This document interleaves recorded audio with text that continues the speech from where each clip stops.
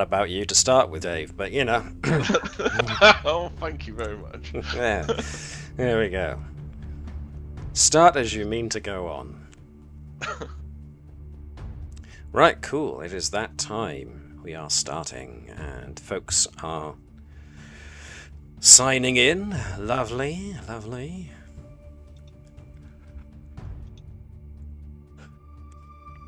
Nearly all. Let's see. 1, 2, 3, 4, 5. There we are. Right, so if folks can just confirm that they can see their characters as they are meant to. Yeah, I had to relog them because for some reason I was stuck on a black screen, but it's all good now. Yeah, there have been, I want to say, server-based struggles within the last 4 odd days. So if something else happens, you know, do pipe up, because I need to keep the server devs appraised of all such situations. Especially since, you know, pay for... well, your money goes for paying for the server space as much as mine does, so they need to know if we are having less than a stellar time when it comes to functionality. So if you do notice lags, drop-offs, stuff like that, which seems to have been happening a little bit during the last couple of days, nothing too serious, but here and there, then do let us know.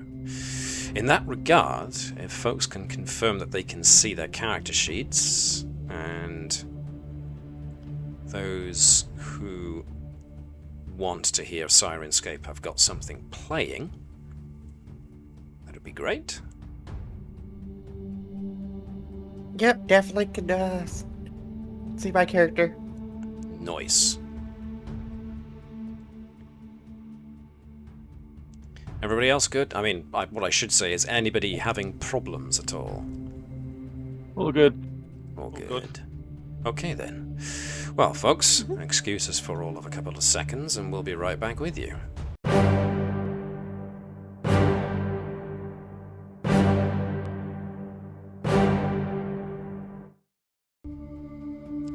Hello, folks, and welcome along to the continuing adventures of the Klingon ship Do Qe'Bach.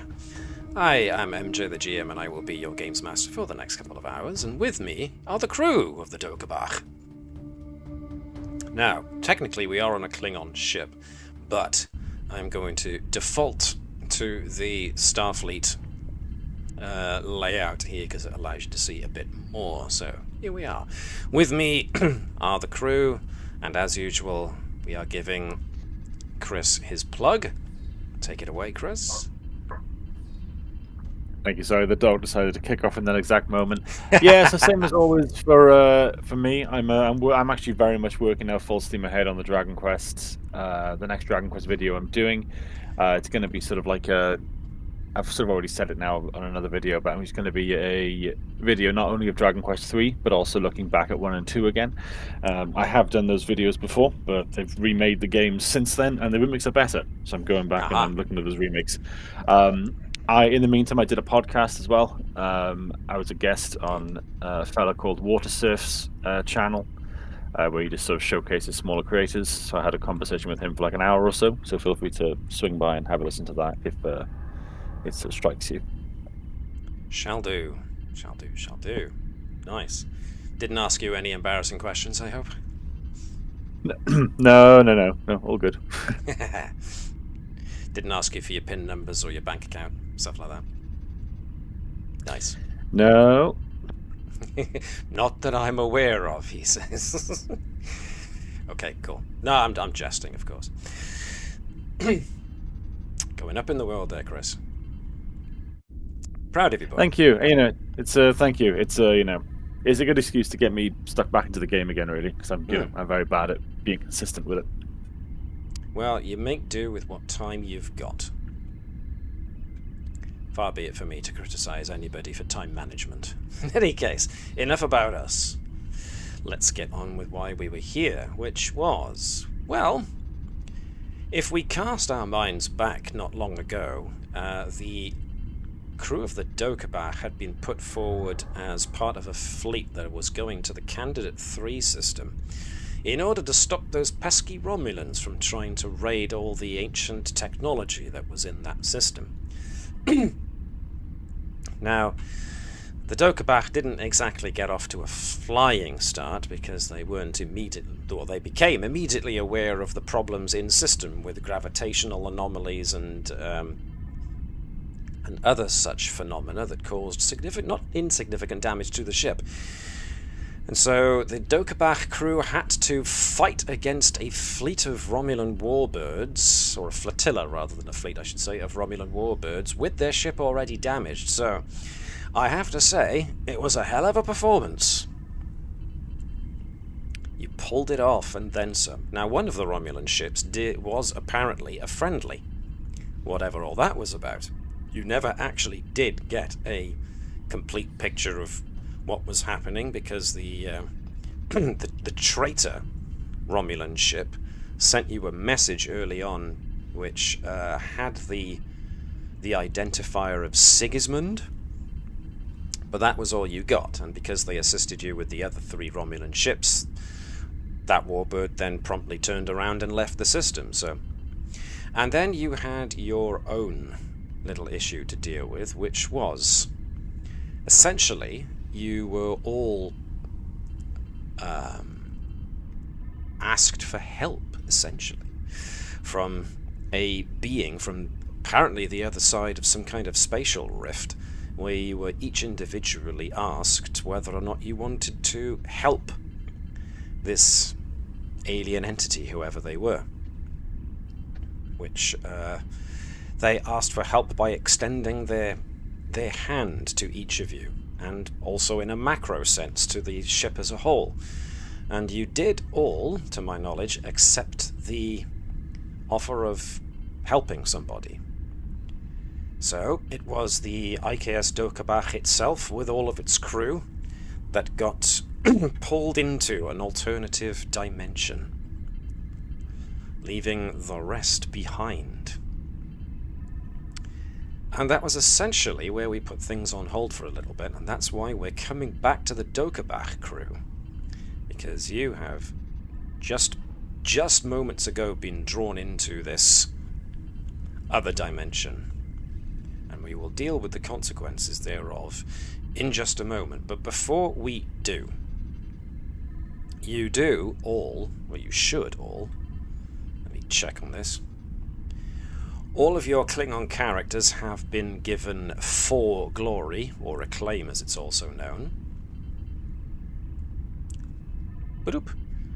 If you haven't already, there is actually a checkbox on your character sheet in the character section for you to tag that you are Klingon, so you get the Klingon specific stuff up.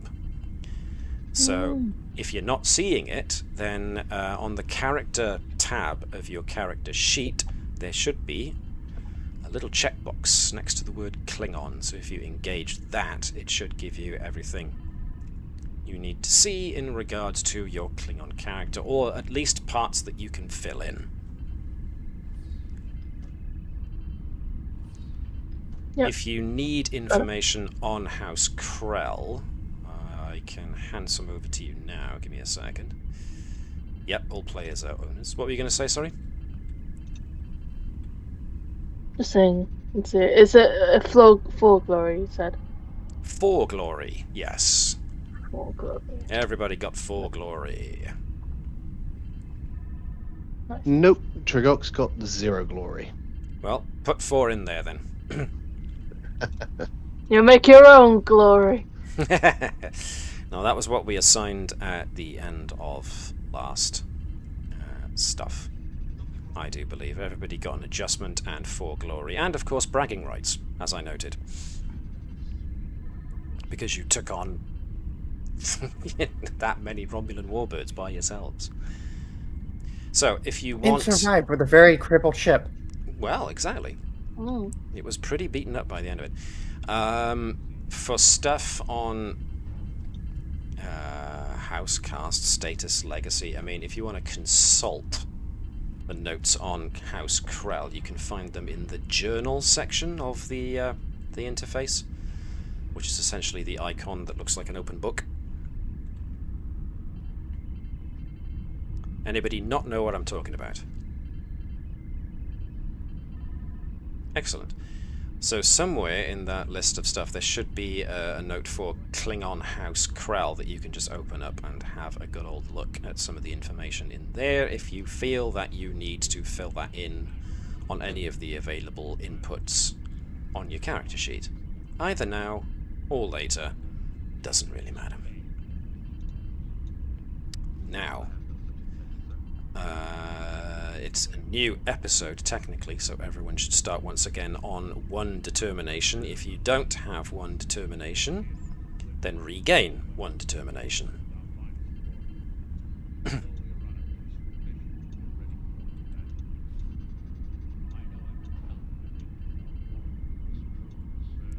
pause this a sec, just so we can see Bonnet.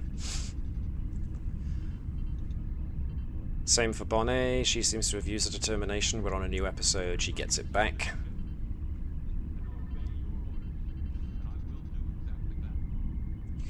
Now, if you wish to spend your acclaim/glory, now would be the time, before we get stuck into the episode proper.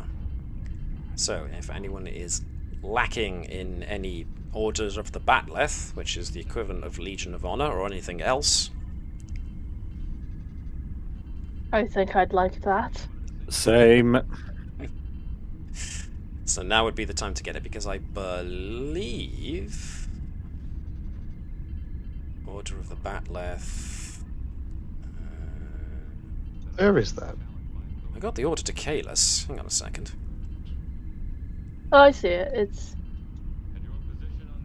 Or is it under Legion of Honor? it's No, Order of the Valor. It is Order of the Batleth. It's in there. It's in the War Talents. Well, added and take away the glory I just added.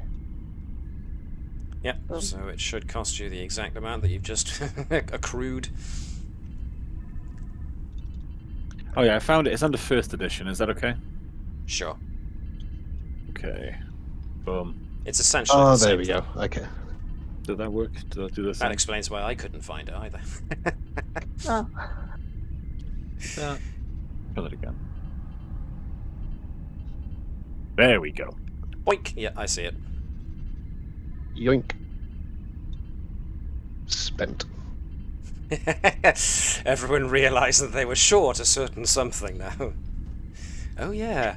You know, I'm Better gonna get get that. the Starfleet Medal of Honor for Bonnet. Cool. I mean, word will get back about all of the stuff that you've done here on the Do Qe'Bach, so it would make sense that you would get Starfleet related awards too. Well, I'm pretty sure the other Starfleets saw the crazy flying that she did. So less an award, more of a cautionary tale then, perhaps.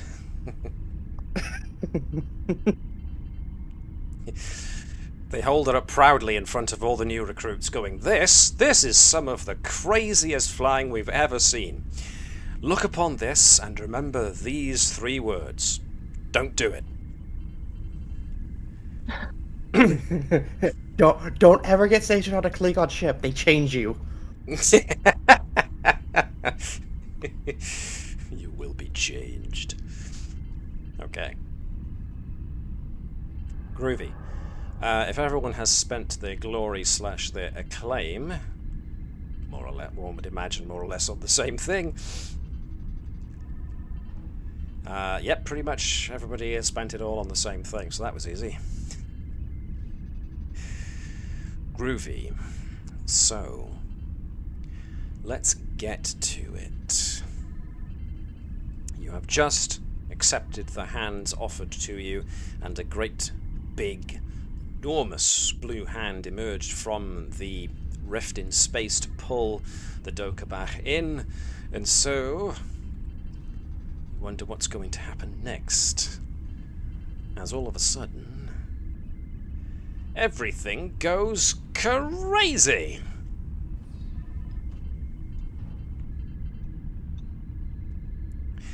So, As the ship comes into the aperture, there is a flash of multicolored light which momentarily blinds everybody. There is a moment of disorientation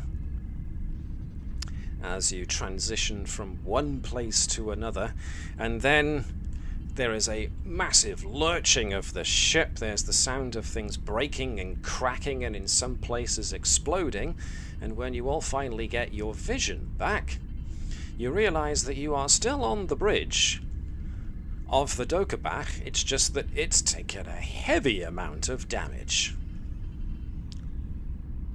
Now, we already know that the Do Qe'Bach has taken some damage. Currently, one of its lingering pieces of damage is the tractor beam emitter is actually damaged, but you have taken numerous breaches, to systems on your ship. And unfortunately for you guys, in this transition from one reality to another, I'm going to inflict more breaches on you. Does it just mean that the ship's dead? Not necessarily. For a ship to essentially be destroyed, we are looking at either the structure or the engines suffering as many breaches as there are scale to your ship. That's not to say that breaches on other systems in your ship isn't bad too. But if it was a case of you suffer a number of breaches equal to the scale of your ship in total, then you've already hit 6 and your scale is 5. So the fact that you're not already destroyed should be a clue that it's not the case. But it's still very damaged ship and you're about to take more system hits. So let's see. The places you least want to take it are going to be structure and weapons, because those have been hit the most. So let's roll random. Oh dear. Structure just took another breach. We are now in bad territory. It would be incredibly funny if that's the end of the ship. It's just trying to help and we blow up. My god. Indeedy. Well, let's just check what the nature of this breach is first. I need to roll a d20. Nothing happened. Let's try that again. d20, please. Oh, it's not entering the commands. To manually enter them. That's new.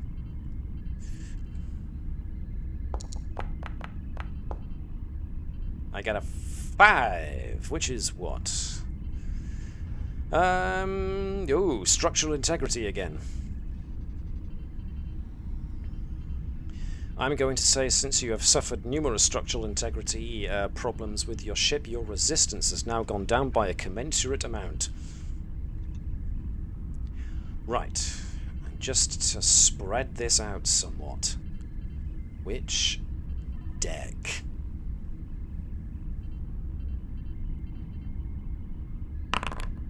Ooh, deck 1.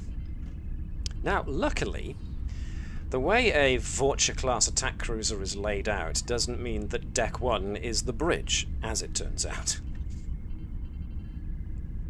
The actual primary forward bridge is actually what equates to deck 5.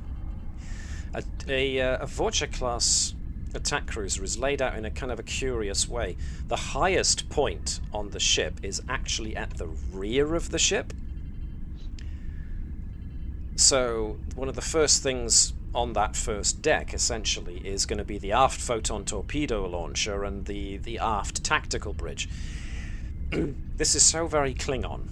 A Vulture-class attack cruiser has 3 different bridges. The primary bridge, the secondary tactical bridge, and the aft tactical bridge, because apparently if you're a bunch of Klingons, you need to feel important, and therefore I need to have numerous bridges so that too many of the command staff don't feel like they need to kill the captain to get ahead, or something. Do we also have a breakfast bridge? There is, apparently, in the deck plans I have seen on Vulture-class attack cruisers, There is a... where is it? There's like a special... there it is. On the very lowest deck, there's a special ceremonial chamber. The fact that they had to put that, that's taking up a huge amount of space on the lowest deck, tells you everything you need to know about Klingons. They need to feel special. But that is a big, bad hit to the Do Qe'Bach. So we are looking at... tractor beam emitter is damaged. We are now looking at... emergency force fields are also damaged. And we're almost certainly looking at a reduction in structural integrity.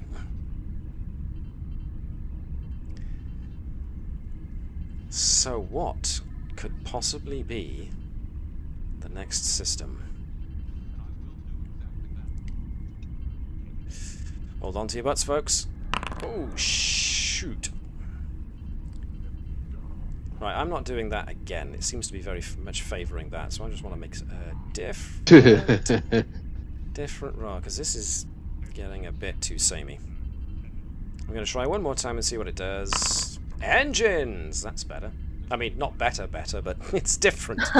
It's a different breach in a different place. Engines. What are our engines problems? Ooh-dear. Right, well, the first thing we need to know is what level of bad are we looking at here?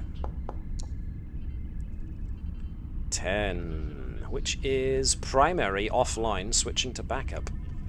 Do you have backup?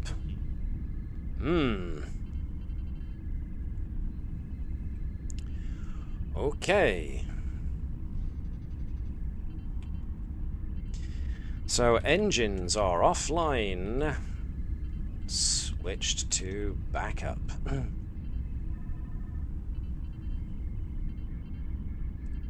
And let me just get a note as to which engine part is offline. 15. Ooh, was that any? How's that? The warp nacelles. Ooh. Righty-ho.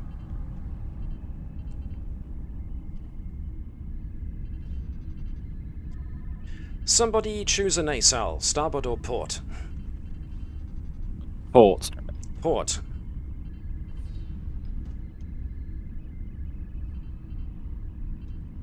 So, we have numerous breaches on structural integrity, one of which was on deck 1.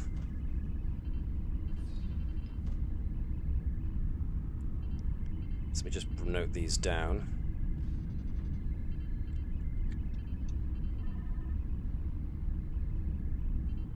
So we've got somewhere wrong in deck 1. Did we roll for the other decks? I don't think we did. We didn't exactly have decks back then. So what were the other two? The main shuttle bay and... ooh, deck 3. Your long-range sensory aft shuttle bay, so... and the aft navigational deflector. Okay.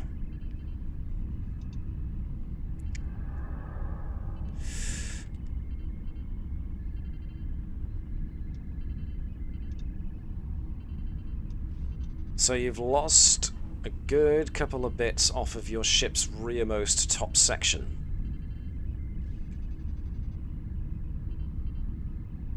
This is all, of course, very, very bad. As the ship is rocking and reeling and the whole superstructure is now starting to groan audibly. This is also a problem because you appear to... the ship still appears to be in motion. So...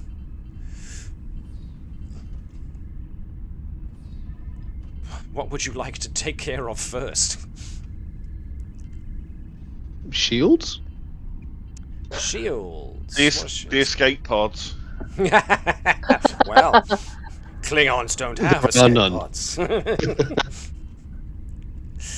Shield. the shuttle bay.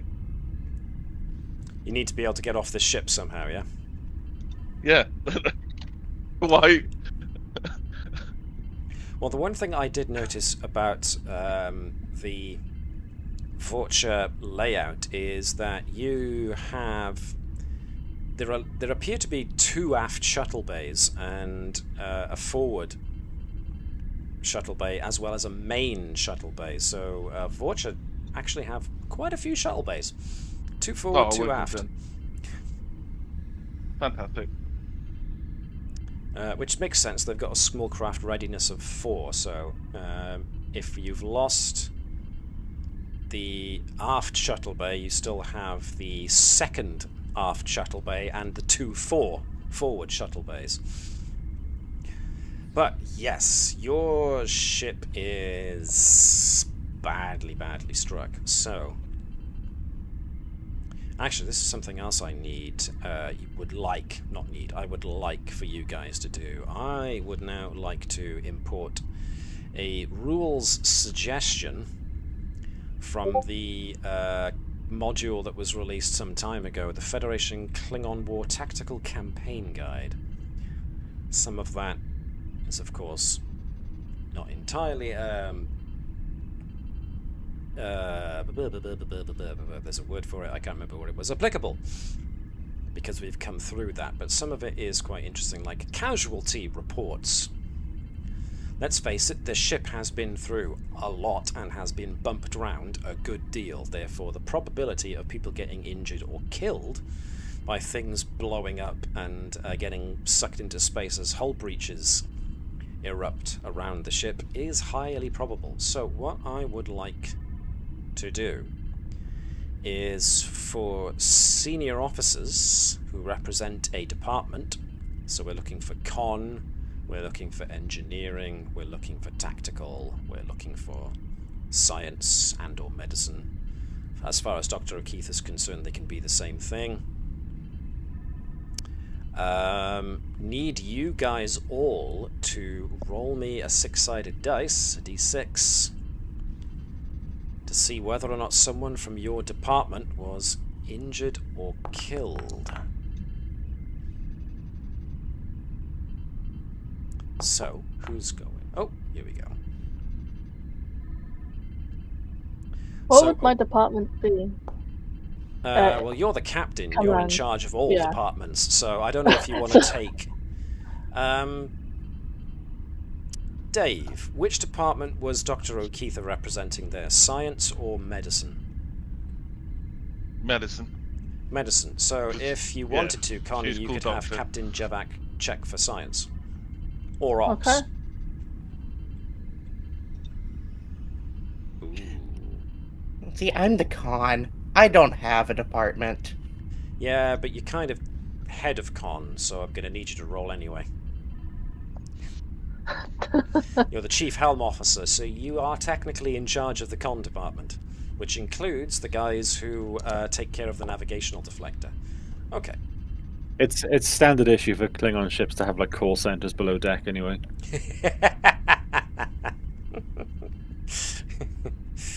You got through to the Klingon hotline. May I ask your name?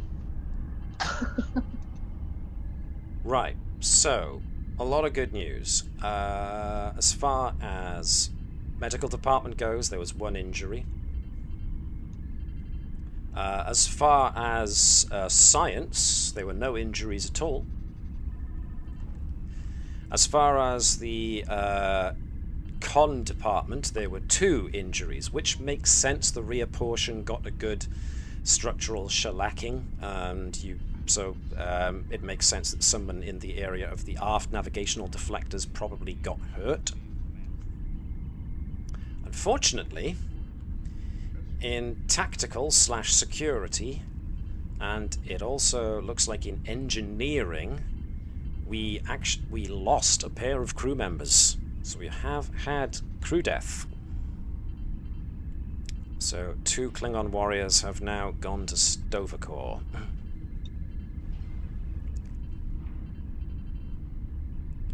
So in all the stress and the battering... What was that, sorry, Dave?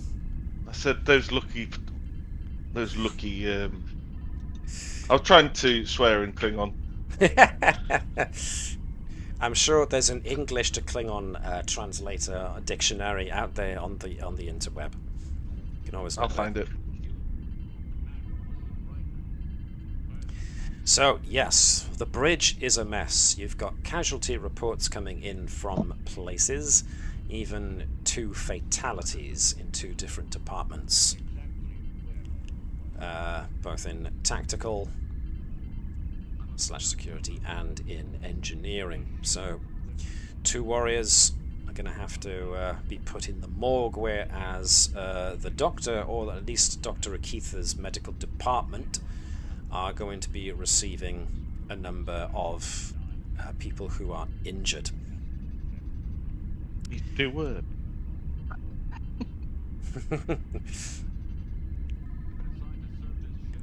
Have they lost limbs? Have they? No, I'm asking. Have they lost limbs? I'm asking you, do you think they have? You never know. I mean, explosions. I'm expecting like explosions and stuff. Maybe so you're probably looking at burns and shrapnel damage. Sure. Yeah. Maybe you know, some like you know, maybe we've had breaches, so you know, more than likely some like really bad frostbite from sure, from explosive decompression. Yeah. Probably some lung stuff as well. Yeah, Klingons are usually pretty good with that kind of thing, though. Okay. Yeah, I don't think people would have lost limbs. They probably would have if they'd been jettisoned into space. Well, yeah, but I can't help that. I can't help those people. They're banging on the outer windows to be let in. I wouldn't believe there'd be people. All right then. I mean, if they haven't lost, replacements necessary. If they haven't lost limbs, then you know, they should be good to go in about 10 minutes. Well, exactly, because the one thing we do know about Klingons is they do have a lot of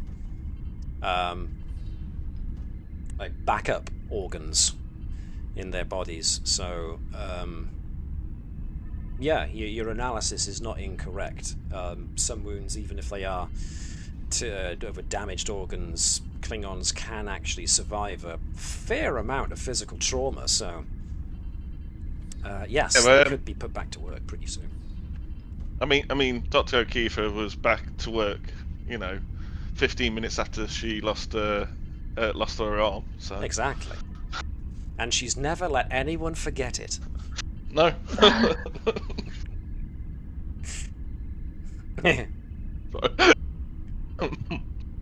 I'm good. Cool. So, I mean, it's up to you if you want Dr. Oketha to essentially go and take care of all of the medical drama herself. Yes, please.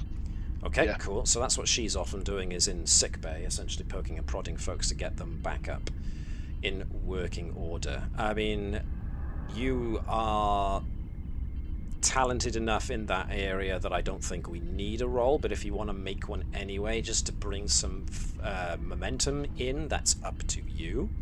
But that does carry the risk of complications, of course, which could mean more dead people. Oh, fantastic. Let's do a roll. Dave's up for it. The moment I said there's possible dead people, he was sold. So take that what you will. Medicine in what? Let's make this control and medicine. Okay.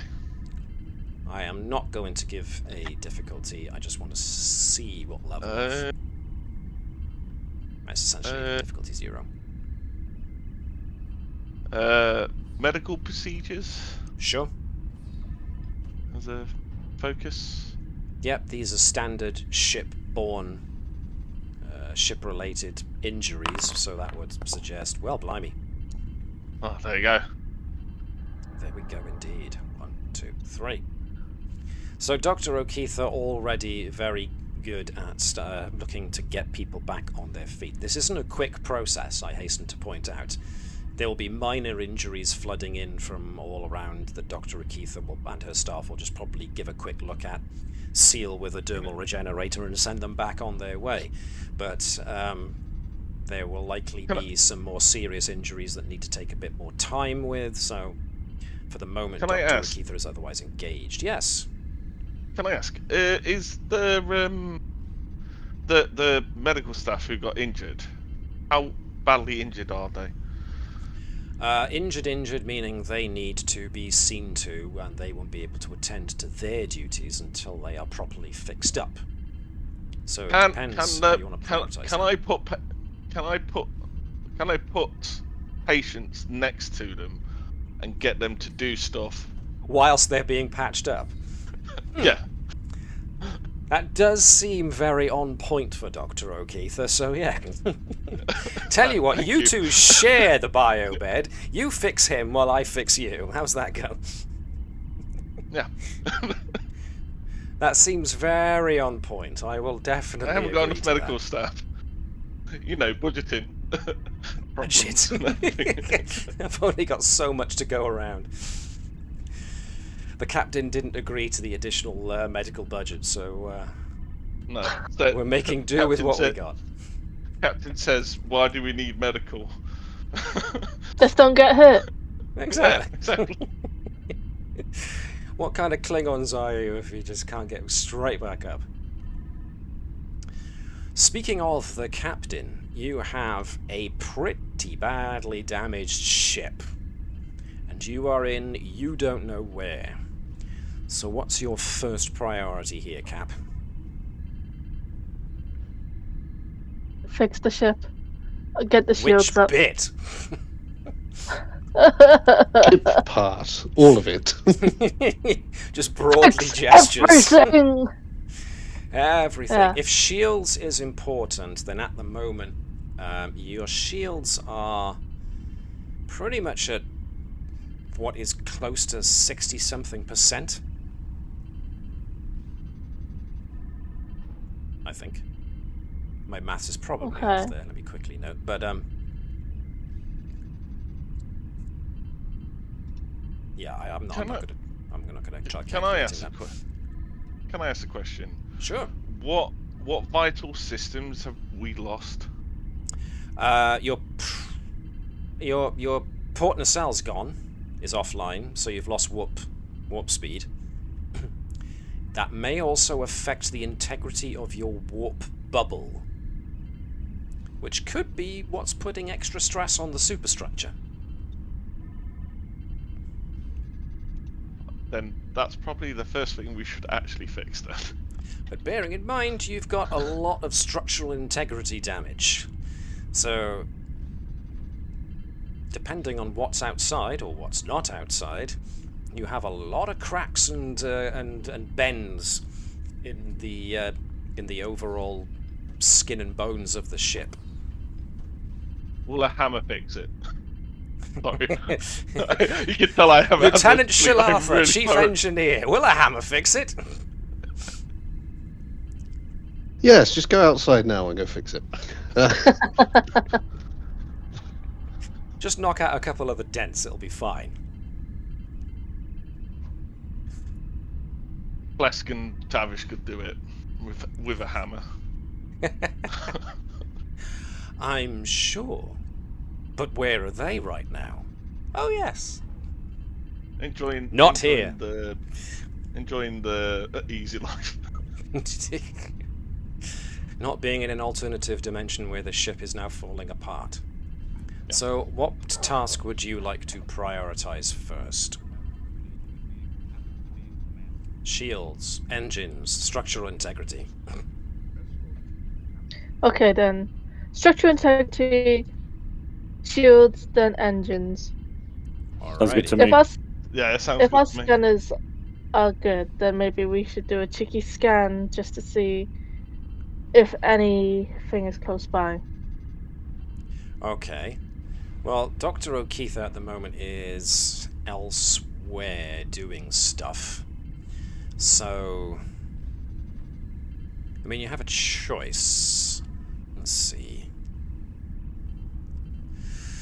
You can either get your ops officer to have a look at sensors instead, or if you're looking at it from a tactical point of view, you could get your tactical officer, Commander Tre'gok, to look at sensors, or if you're thinking about it from a navigational perspective as to where the hell are we, you could get your helm officer to look at sensor readings to see what that's about. It depends on what kind of perspective you want to get. You seem to be lingering over Bonnet at the moment, so I'm going to guess you want an overall picture of where you are. Yes. Okay. Ms. Bonnet, we are going to require some reason and con with some aid from the ship. So, I am gonna get... Mark, you can be the ship for now. The ship can aid with sensors and con to try and help get a fix on where you are. But with Bonnet, reason and con, please. Okay, so, what is... oh. You know, the funny part is, every time we did a attack pattern in the combat, the ship was supposed to count as double for its range focus. Try and keep that in mind for next time, I suppose.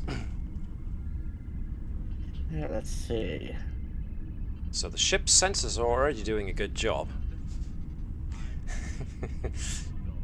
The ship's sensors are doing such a good job, they're probably sounding klaxons on structural integrity damage, but that was good too. Alright. Let's see.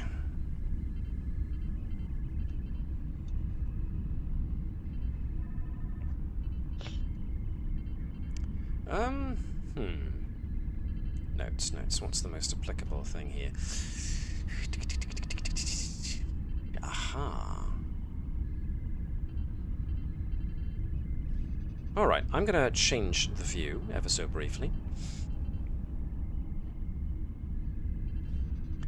So you can get at least a visual sense of where you are, or at least what appears to be outside. Blackness. Yes. Let it form. Infinite darkness. Let it form. Give it a sec.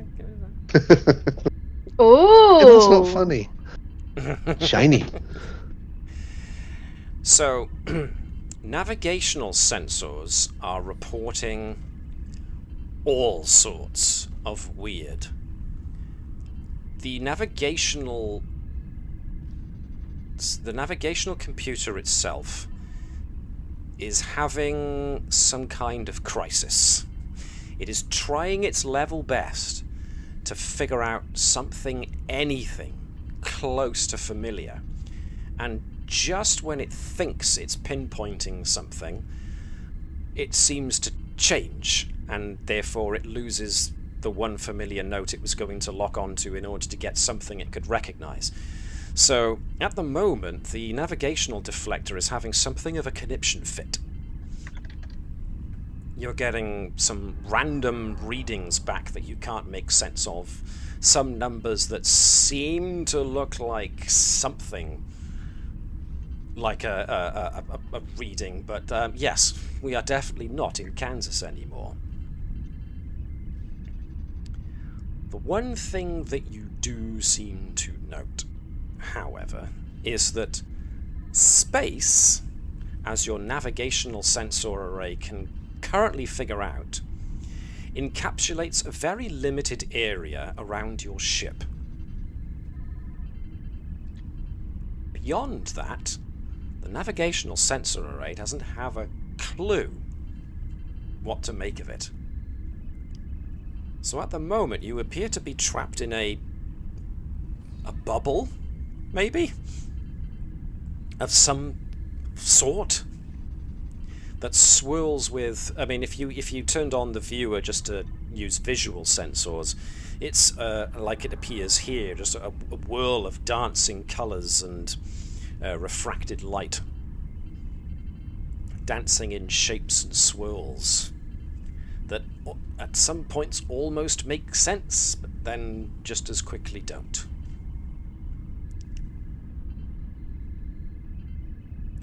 So getting a read on where you are at the moment is very, very difficult, if not virtually impossible. The computer is essentially reporting back something along the lines of, "I don't know."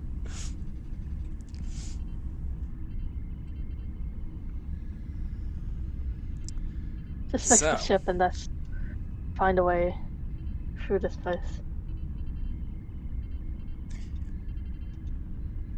So, first things first, getting stuck on the important thing, which is structural integrity problems. Now, as we've already suggested, your emergency force field generators across a good deal of the ship are already damaged and faulty. The overall structural integrity damage to the ship is enough that it's dropped your ship's resistance to damage. But you have damage to the structure on Deck 1, which means the aft shuttle bay and the aft navigational deflector. So, Lieutenant Shilatha, your repair crew teams have got quite the job ahead of them. As chief engineer, you essentially get to choose what they start work on first. So where do you want things to start?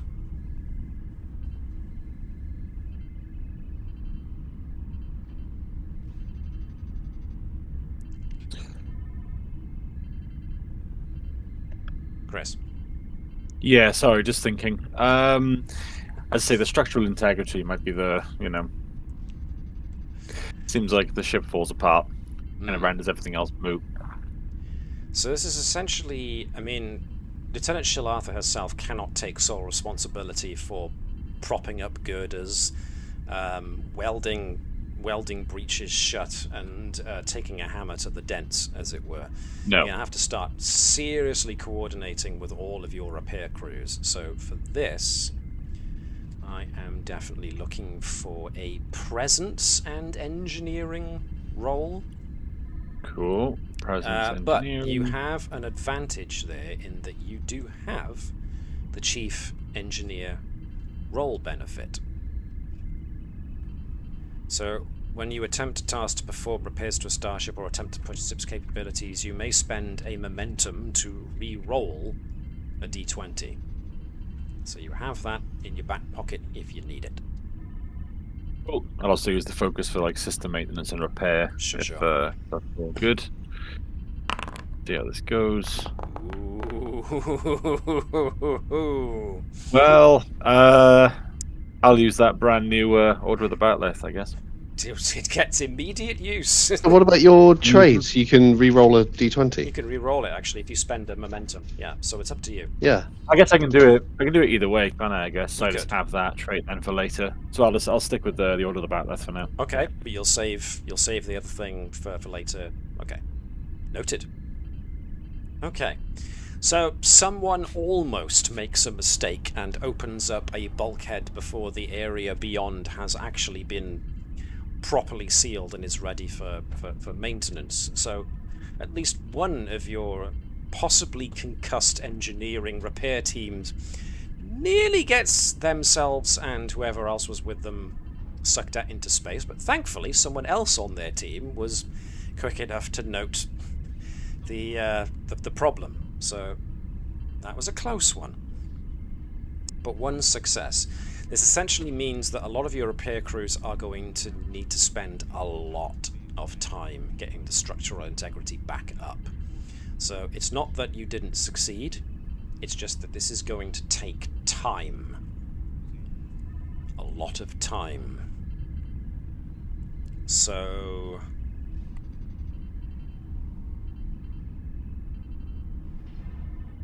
I am going to take away the damage report for Deck 1 structure overall. But the reduction in resistance, well, that's going to take some time to get to. And is not immediate. So, Shilatha herself, I mean, if you want to get a look at what the engine room's like at the minute... Things are sparking, venting gas, and there are small fires in places. The main core is... well, it's not looking good, but... that's because apparently the port nacelle nearly got ripped off or crushed or some such, so... all things considered, things could be a hell of a lot worse, but at least one of your crew, engineering crew, has been killed, so... your guys are working with quite a beaten-up engineering section right now, so getting orders out is essentially meaning shouting very loudly over all the noise. So just so we appreciate the amount of work that Lieutenant Shilatha and her folk have got to do, here's a glimpse of what she's working with. Nevertheless, back to the bridge. So, Captain Qe'Bach, you issued your orders to the engineering crew to essentially start getting things sorted. And then you threw the order over to Bonnet to figure out where you are, and it just came back with a whole load of nonsense. So at the moment, you've got repair crews running around the ship. So over comms, you're getting a lot of talk about very slow progress in clearing away debris, welding shut breaches, that kind of stuff, when a strange blue glow appears on the bridge, just in front of the main viewer. And that blue glow starts to solidify itself into a humanoid form, and you recognize it as the female Tilikaal that requested your help before. Now, as she materializes or solidifies, it's a bit difficult to tell exactly what, on the bridge, when she finally seems to solidify, at least insofar that you can see the definitions of her features, she looks around the bridge and says, "Our saviors! You slipped through my fingers. I thought we'd lost you. I waited for years."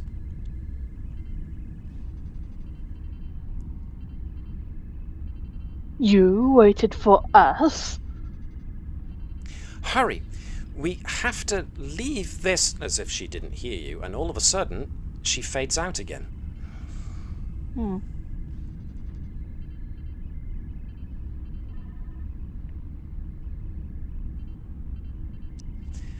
All of a sudden, there is a lurch as the ship feels like it drops suddenly.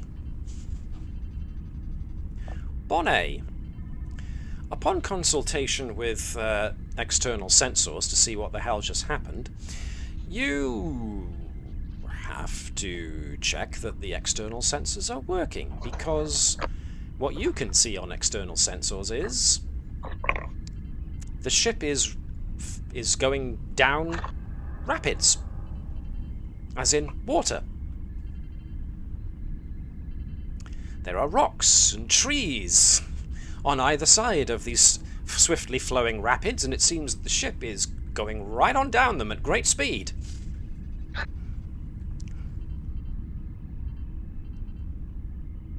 What would you like to do?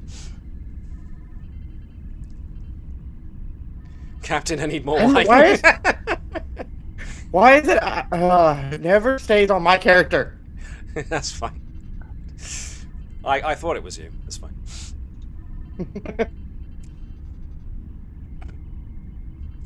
So, yeah, the ship lurches again, as if you just hit another eddy that was sloshing around a corner.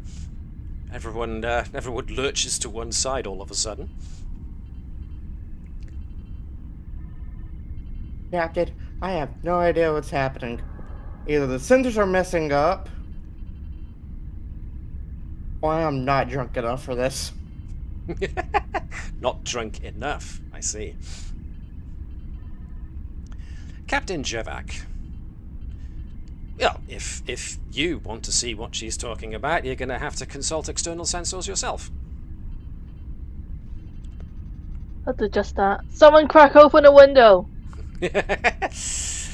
Flicking the main viewer on because you have direct access to it, you notice that, yes, the external viewer is showing the fact that the ship is apparently travelling down Whitewater Rapids really quickly.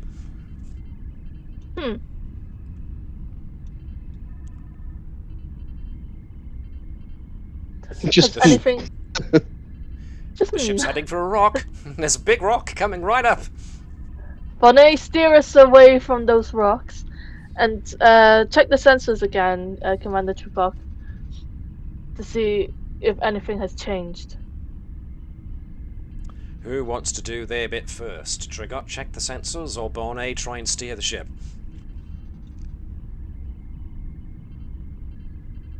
I'm Go on, better Bonnet. flying in space. Go on, Bonnet. I don't Okay. know if I can.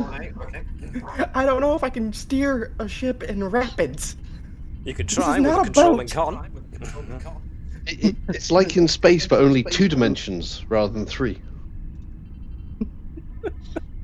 Would this be Bonnet's steering brain is or like, does not controlling it? compute. No, it's up to Bonnet how she feels.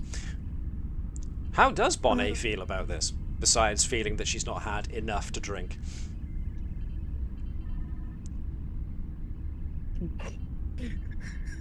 It's like, this is. I know this. We call this a ship. But we're not meant for water. Exactly, especially with so many breaches in the hull. But you might want to give us a control and con check, with a focus on your helm control, if you want to steer away from that rock. At least helm operations does come into effect. Yep. The else I got?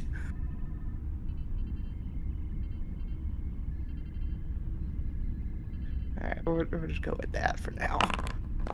2 successes, very nice. One more. So, not entirely sure why she's using impulse engines to try and thrusters even to divert the course of a large ship heading down a water concourse very, very quickly. She does so, and you seem to steer the ship out of the way of a gigantic rock. You appear now to be coming up to a waterfall?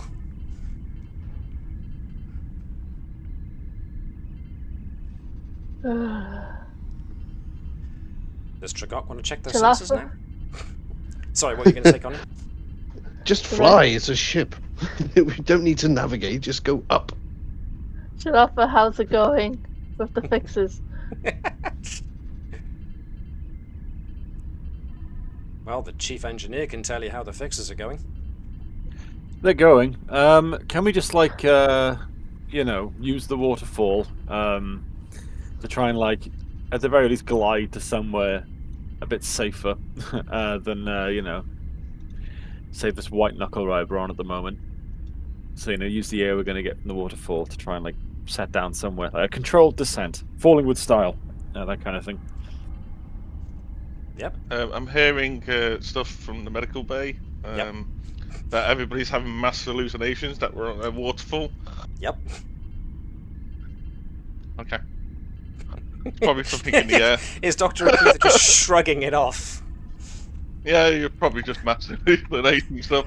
Mass hallucination, on but that's fine. I'm just gonna keep on working. It's not like you're flying a gigantic, faster-than-light capable warship. And the people in charge of it are currently hallucinating, maybe. Yeah, they definitely are. Okay. I note the I'm indifference. not there on the bridge. I'm not there on the bridge, but Not my job, Seems not my likely. problem. Okay, gotcha. yeah. Does Tre'gok want to try the sensors, or does Bonnet want to try the idea of maybe powering the engines to try and propel the ship off the edge of the off the waterfall before it goes? Yeah, we've over already the checked the sensors. We know where we are. It's a waterfall. I think it's up to Bonnet to make sure we don't crash.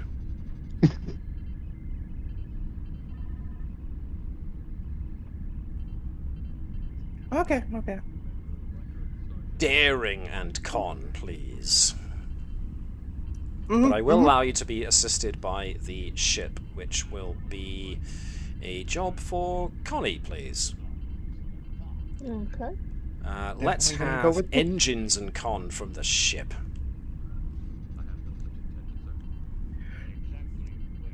Hmm.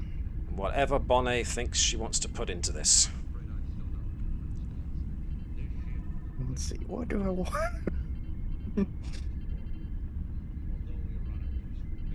What is the difficulty of this task? I'm gonna make it a 2. Cool. I'm gonna use this. Azure Cross for excellence in piloting. Awesome. So it lowers the task by 1.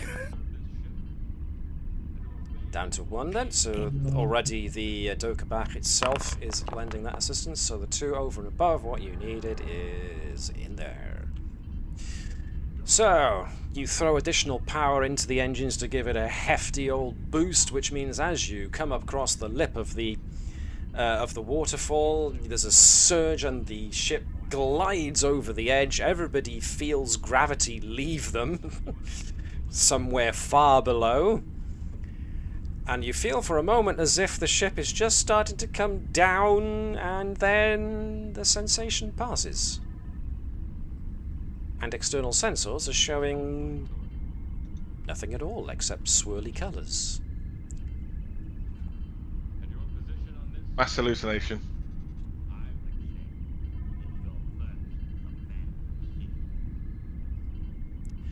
Would anybody else like to try something now, different now?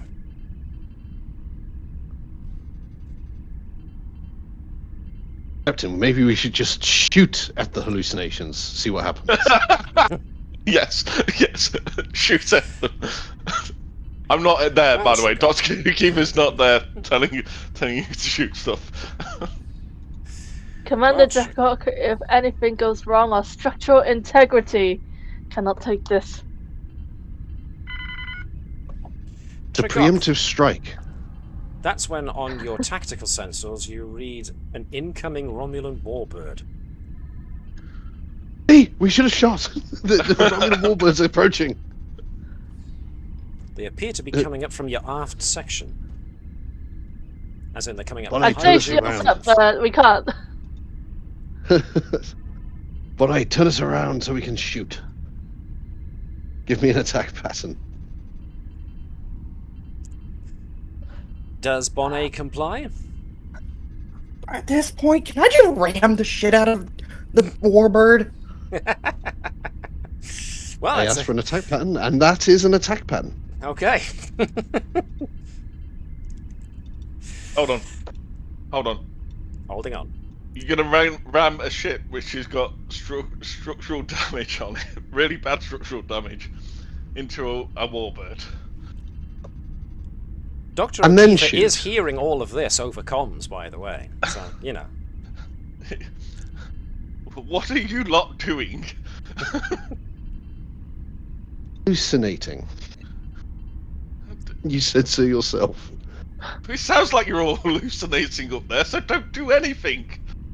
You can have coffee, please. Oh, shut it. Bonnet's had enough. She puts her foot to the floor. The whole thing surges forward in the direction of the Romulan warbird. Tre'gok, do you want to get a weapons lock? Yes. Excellent. You try and get a weapons lock on the Romulan warbird that is no longer there.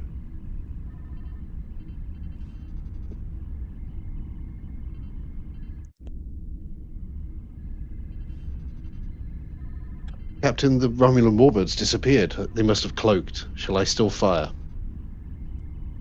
Hold your fire. Evidently, we are experiencing some kind of collective Romulan trick. illusion. Commander Tre'gok, you are also a veteran. Please, don't be so trigger happy. Captain, if you don't sort things out, I will take control. Quiet, Dr. Oketha. I have that power. You know what? I'm not sure that killing on doctors, chief medical officers do. Yeah, they don't. That's the Starfleet thing, isn't it? That's the It's a Starfleet. Starfleet, yeah. Oh, god damn it. But it's what I think you're Really going for think there we're is essentially, culture? yeah, the equivalent on the Klingon ship is essentially if anybody thinks that the captain isn't doing their job and that they could do a better one, they can challenge the captain to a fight and essentially kill them and or cripple them and assume the command position. So it's Oh, is that what the almost doctor's same proposing? thing. A fight to the death? I am not doing that. I am not doing that. I do not want that responsibility. Dave does not want that responsibility. Thank you very much. Oketha may want it, but Dave doesn't. I'm good. So essentially, all there fine is and good. Klingon protocol for it, is what I'm saying. Okay. It's just a bit more Dun, dun, dun. broad. All she said was get control or I will. Yeah. So So what would Wish you the like to do? captain just pulls out a batleth and goes, "Come on then." it's up to Bonnie what she, Bonnie. It's up to Connie what she decides to do. I just let the crew go at the Dr. Oketha. I think, and all this time it's just the captain holding everyone back from attacking Oketha. She's made enough enemies on the ship. With stern words or with actual physical restraint? Both. Bit of both? Yeah. Okay. Do you want your crew to be medically alright? Captain, it sounds like the chief medical officer is issuing an ultimatum. Just do your job, Doctor. There I we am doing my job. You lot are the ones that are hallucinating. I'm talking make to a you point. over the comm. Oh, whoops! I've cut comms from the medical bay. Captain, my It's like finger we slipped. sustained damage.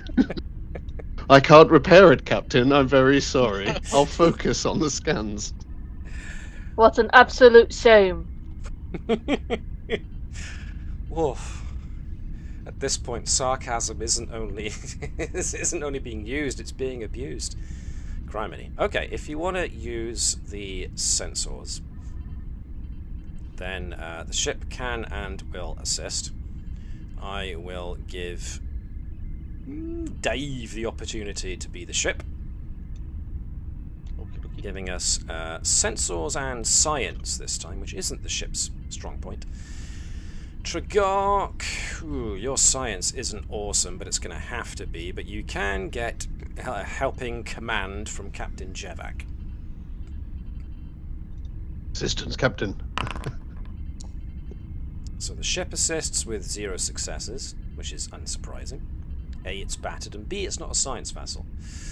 The captain can assist with 1 dice using presence and command as per usual. Focus in Be right shipboard back, no tactical. problem, Chris. Thank you. Ooh, that's a good one. Ooh. 1 2. success from Tre'gok, 1 from Captain Qe'Bach, none. 2 overall. Okay, that's sufficient. So, what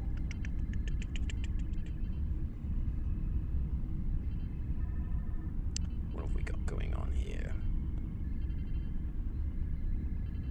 Let me just find my notes again. Pardon me, sorry. Right.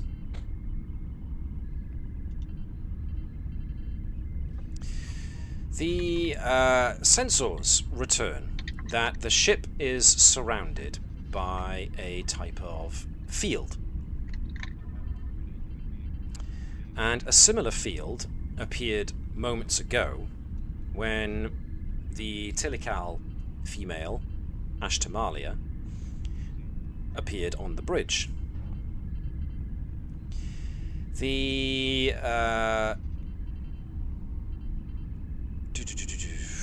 so it appears that the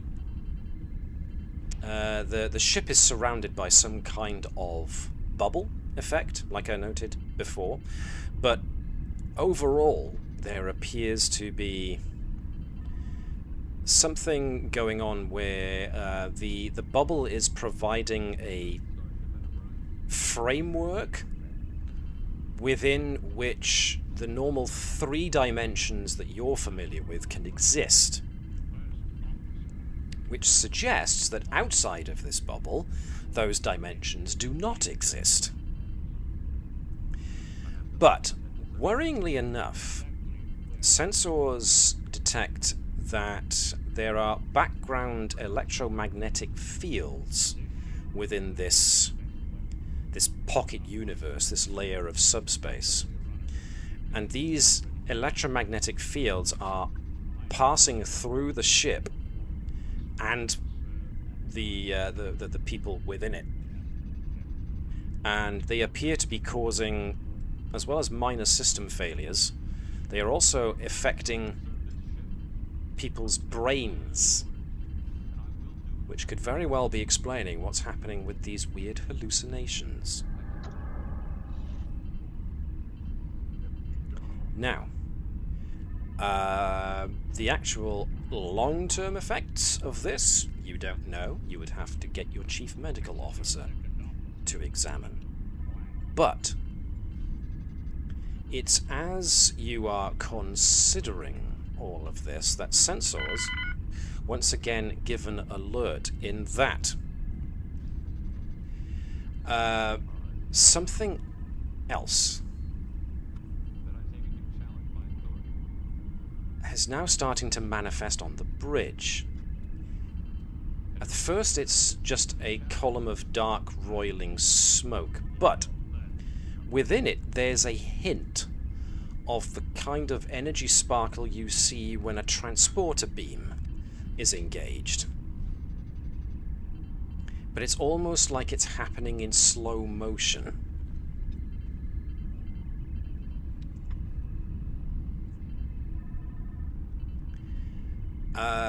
How do you want to respond to this?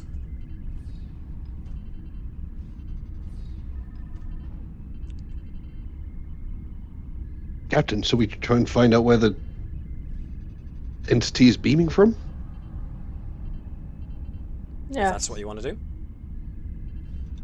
So is it beaming very slowly actually on our bridge? It's beaming very slowly onto your bridge, yes, it seems. Yeah. Oh. As well as finding the location of finding its origin, can we scan the signature and see what kind of being it is? That's going to need another... going to need a control and science using sensors once again. I'll bark out the command. So whoever wants to take it up, essentially. Someone with better science than me, then. You could spend your ship's crew support to activate Lieutenant Lithulol Dos, your operations officer. He's got a fairly good science rating. It's a good idea. Coughs 4 science. Or Bonnet. Bonnet's got 4 science. Yeah, that's a good point. I'll assist whomever. Oh, I'm looking at the wrong character sheet. So, what would you like to do? Bonnet, as Liz has quite rightly pointed out, does have the same science score, and you wouldn't need to spend crew support on it, but up to you guys. We'll have Bonnet. We'll have Bonnet. Okay. Can I have Chris, are you back? Not yet. Nope, still dealing with the dog. Okay. In that case, Dave, let's have you be the ship again, please. Oh, no. Oh, that was almost a 20. Okay, so That's it's 2 time successes to, from the cap. What do you I'm want? so helpful. You are. The Wait, what ship should we do is then? going to once again be Sensors and Science. Bonnet, it's going to be Reason and Science. Cool. Just Wow, we are double-check some doing stuff. good science for a Klingon ship. Just double check some stuff. Cool, cool. Okay. So, duh.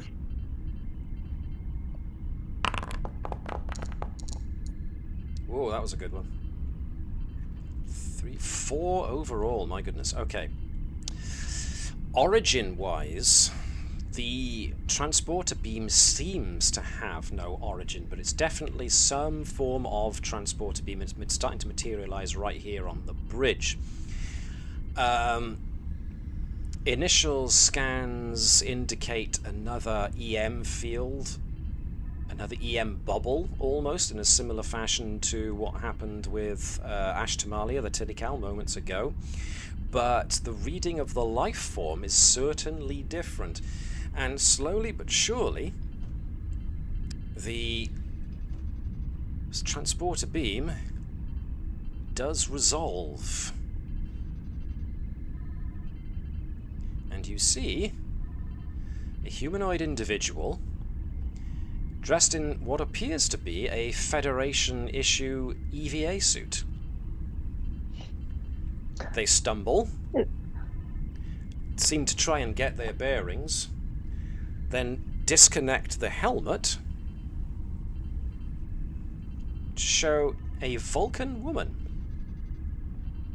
Oh, She it's seems her! rather disorientated as she looks around and goes, "Captain Sobek, I have..." Oh. And then looks around. I am Who are you? not on the bridge.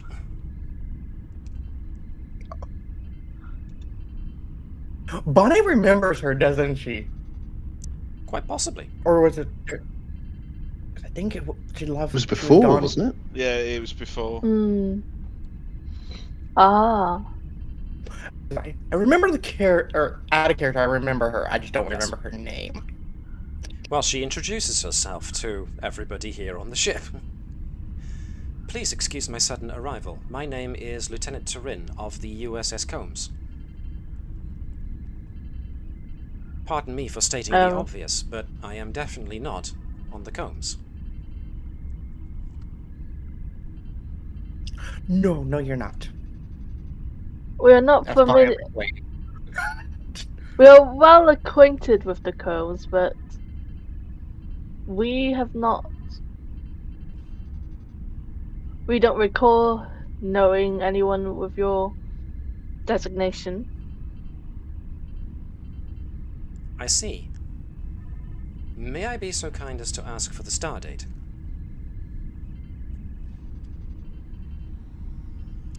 And I know people don't know this already, so I'm going to throw it in here.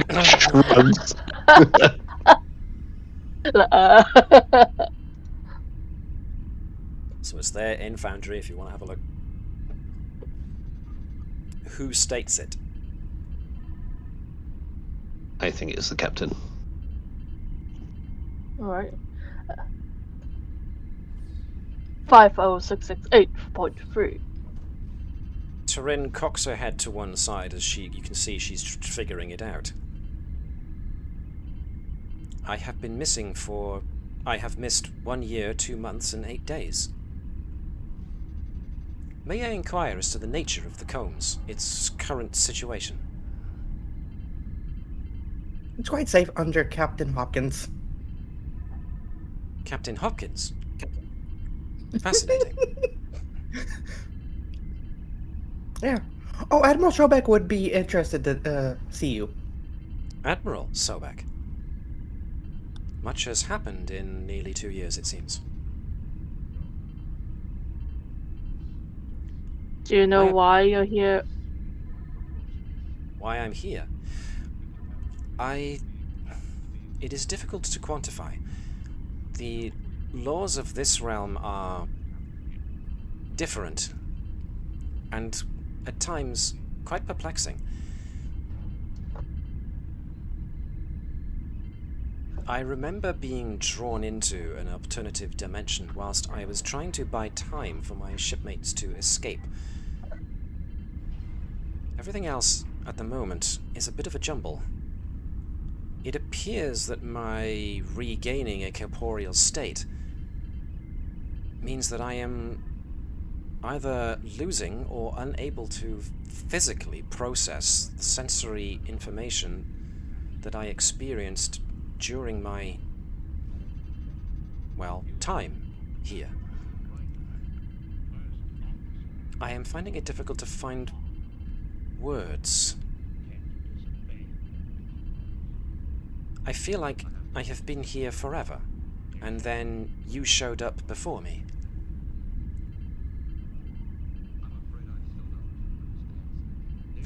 In any case, I have made contact with you because I sensed that you were a ship. And so and she grimaces as she tries to get the next word out. I do not feel all that well. Something is wrong. Sadly, you're not on a Federation ship, so the medical care won't be as well as you expect.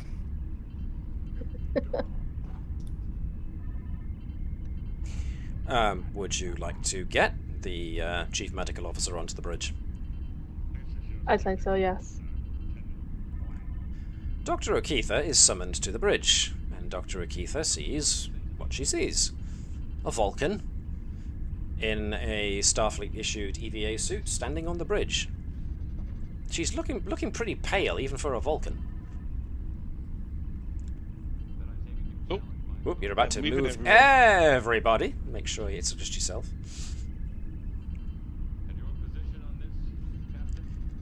Can I do a scan? Sure.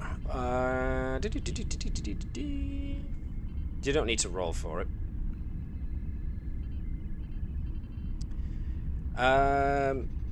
So she's showing signs of lack. She's low on energy, which kind of makes sense, because if she's been in this place for a year and 8 months or whatever, then, you know, if she had any supplies or anything on her or whatnot, she should have died of starvation long ago. But other than that, she seems all right. But as the doctor is trying to get some readings on her, the biotricorder gives an alert, and as you watch, Lieutenant Turin actually starts to fade out a little bit. She's now becoming see-through. She regards her own hands and the fact that she can see right through them, and even for a Vulcan, she's looking pretty alarmed at this. Can I get my other tricorder out and do a more sciencey scan on Sure. her?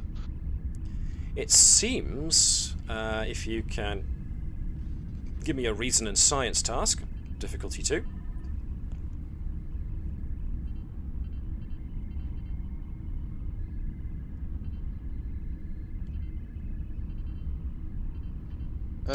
Foci have you got?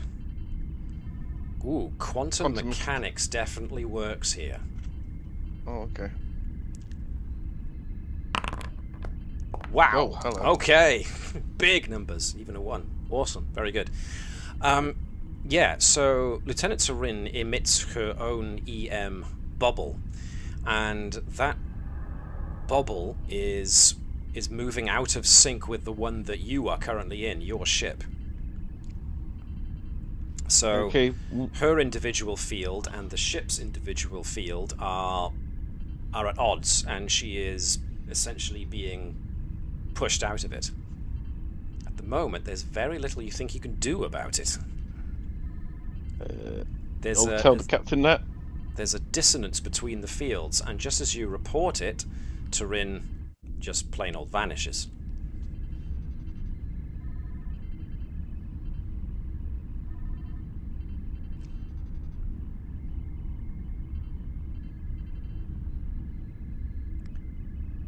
So, Dang, Doc, even Starfleet disappears when you're around.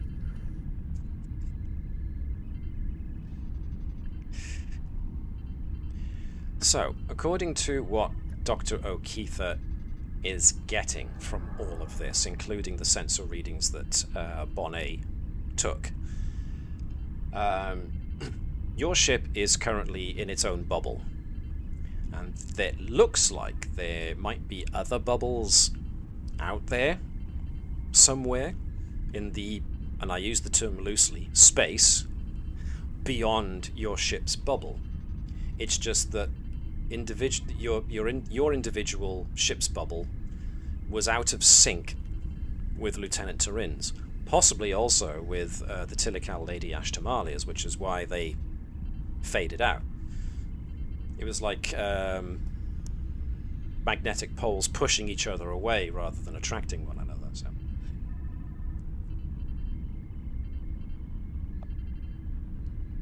I think we need to get out of this bubble. How, Captain? Also, I would like Dr. Oketha to give me a reason and medicine roll for biology as a focus.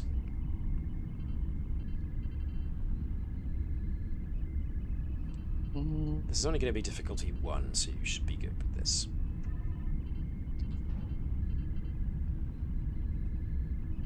Seeing if I know I don't know what's going on, but I was just seeing if there's any talents I could have used. But it doesn't seem if it's medically stuff. I only have field medicine and doctor's orders, so. Sure. Well, apparently I don't need it. Blimey. Never mind. Okay, no. Looking at Dr. Oketha, you don't like what you see with this electromagnetic interference that's... Well, I say interference. The electromagnetic fields that seem to be redolent throughout this pocket universe, this layer of subspace.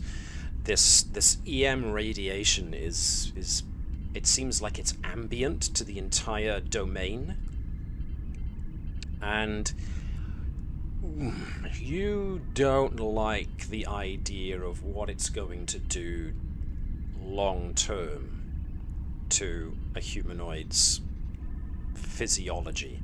Certainly these strong EM fields, if they're already causing hallucinations, and the concerning thing about them is that somehow it was causing group hallucinations, is also the fact that this could damage people's brains and nervous systems over time if left too long.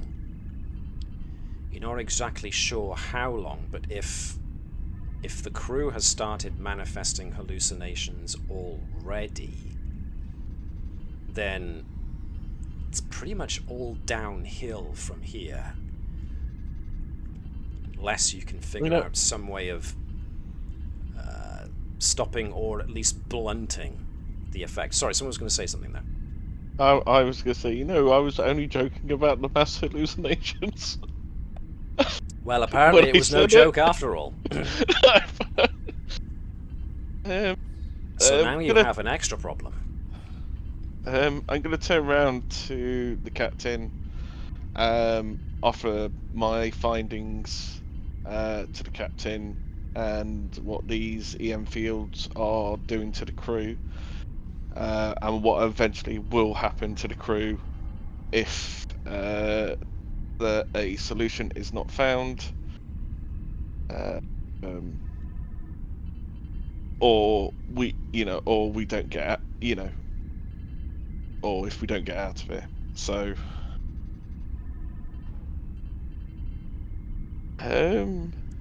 so to round up your problems, go on, Dave. So, can I ask? Is it is it the whole ship's EM field, or is it, or do we have individual EM fields? You have a bubble that encapsulates the entire ship. The electromagnetic fields seem to be something that is present in this entire realm of subspace, almost like ambient radiation. So, is there a way of? It's a way of blunting it, because that's what you said. Yeah, got to find a way to blunt it. That appears to be another problem. Is there an engineering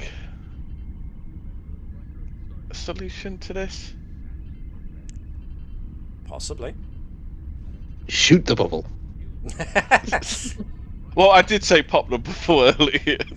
I mean, yeah. Well, Dr. Oketha, if in that regard you gained enough successes with that, if you popped the bubble that you're currently in, the bubble is what's keeping your ability to function in your normal 3 dimensions. If you popped the bubble, you would end up being subject to whatever's beyond the bubble, which essentially is a level of reality that you are not made to exist in. Okay. Yeah, well, I'm going to say that then.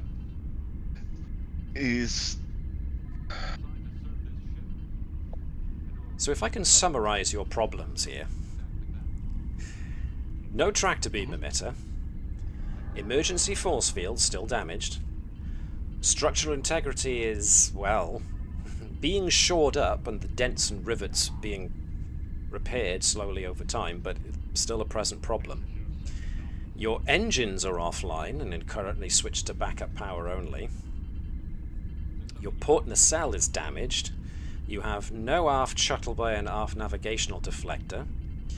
You have this Ashtamalia person, the Tilikaal, who requested your aid, and yet you can't seem to exist here for too long. You've got apparently now Lieutenant Turin, who exists somewhere in this realm. And you've got this problem with the longer you stay here, the more the EM fields are going to create detrimental effects to the crew. So, which problems would you like to tackle first? Oh, and of course there's getting out of this realm as well. So, is both deflectors broken, aren't they? The primary deflector is fine for the moment. Your main deflector, pardon me, not the primary deflector. Essentially the same thing. Can we use it to shield ourselves from the electromagnetic field? Well, or make it more resonant?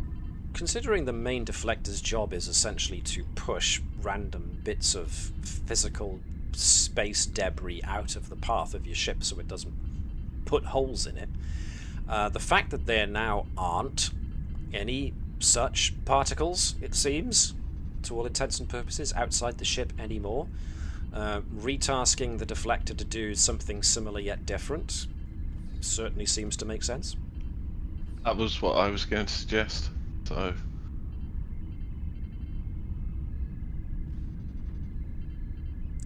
thing is, though, if you pull the chief engineer off of it, which, you know, would be the best person to do it, she is then not coordinating the repair teams, so repairs will take that bit much longer to get around to stuff.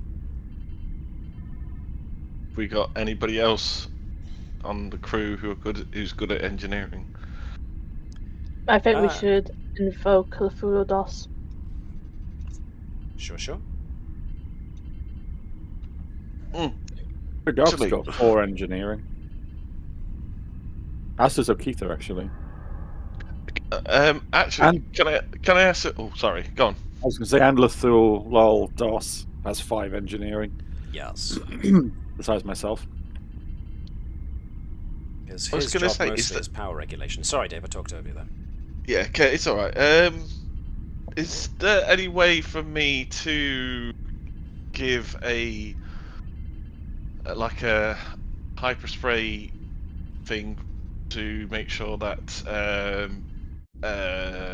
pretty much everybody on the ship is more focused. Their minds are more focused before we can find a solution.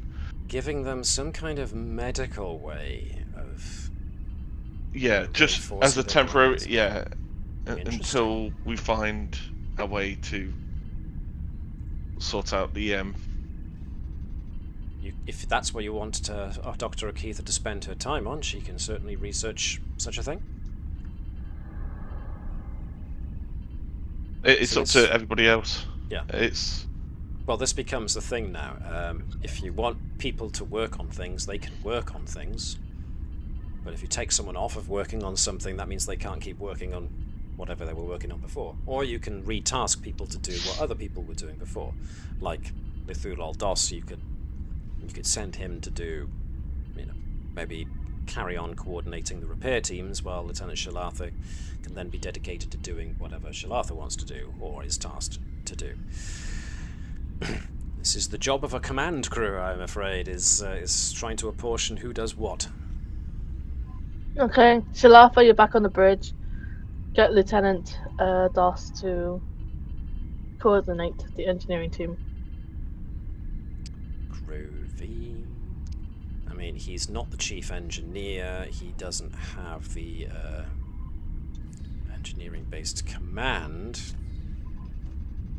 but he's a pretty solid dude, so he should be good if anybody challenges him and questions his authority on the matter. And he's, as has been pointed out by Chris, got a good engineering training, so he should be more than up to the job. Presence of 9 versus DOS's presence of 9. So he's pretty equal in measure, statistically, to Lieutenant Shilatha. So yeah, if you want to do that, that's perfectly fine. So utilizing DOS to coordinate repair crews. Cool. So now what do you want your chief engineer to be working on? And deflector. Main deflector. Okay, so DOS on repairs, Shilatha on altering the deflector. Dr. Oketha is going to be looking at trying to provide a medical way of keeping everybody awake and focused. The captain's issuing orders to everybody to do stuff, so is there anything that Tre'gok and Bonnet want to try themselves at or assist with? Tre'gok would be best suited to assisting with engineering. Rather than, I don't know, targeting the bubble, because we're not trying to pop it. What about Bonnet? Bonnet's engineering isn't too bad. Bonnet's medicine's not too bad, so she's got enough talent to dip into either. Unless, of course, you can think of something that Bonnet would try and get started on herself, Liz. Not really. She's mostly focused on flying and going fast. Well, the ship isn't going anywhere soon, either slowly or fast, unless solutions are found. So, is there any way that you would like Bonnet to assist with all of this? She does have an electroplasma power system, so anybody needs help with those. That's a good point. Let's see. Propulsion theory, plasma.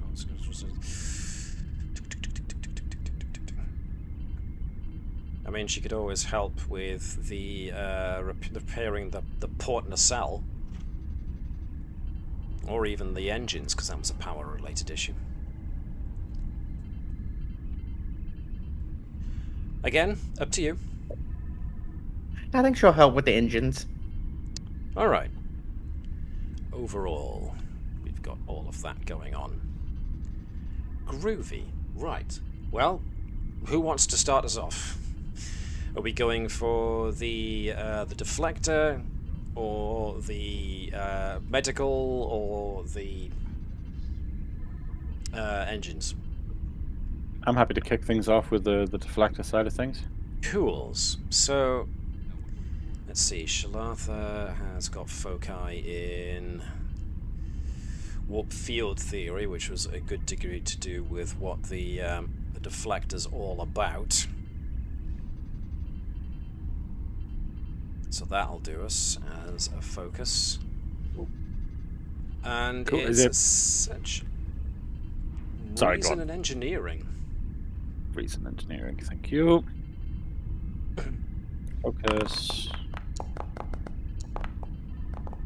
Boom. Damn. Okay. This goes very well, as you might imagine. It takes a bit of time, but you end up getting it done faster than you expected. It's like, as you spend the next hour pulling out and rerouting the functionality of the main deflector,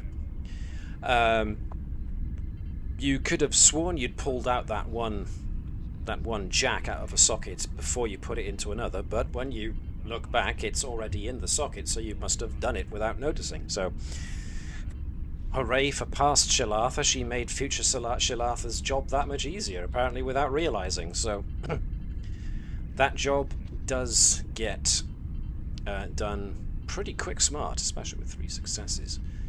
So, with Dr. Oketha working on the medical solution as well, if we can have that. This is going to be reason and medicine. Any focuses? It's going to have to be biology at this point. Bit of quantum physics mixed in. Mostly biology, but yep, doing very well, everybody. So, Dr. Oketha comes up with a temporary solution, but combined with the changes made to the deflector, that should shield everybody on the ship nicely for a period of time. It's still going to be a problem. It's just that at the moment you've bought yourself time. And with Dr. Oketha's medical alteration, people will will not suffer the effects as quickly. So you've both essentially there bought the crew much needed time. Tre'gok didn't exactly say what he was helping with, so how about, since we've already done 2, Tre'gok helps with essentially trying to beat the engines back into use. I mean, he's got mechanical engineering as a focus, so which tag teamed with warp theory and electroplasma power systems for Bonnet means that you've got more than enough foci to do the job there.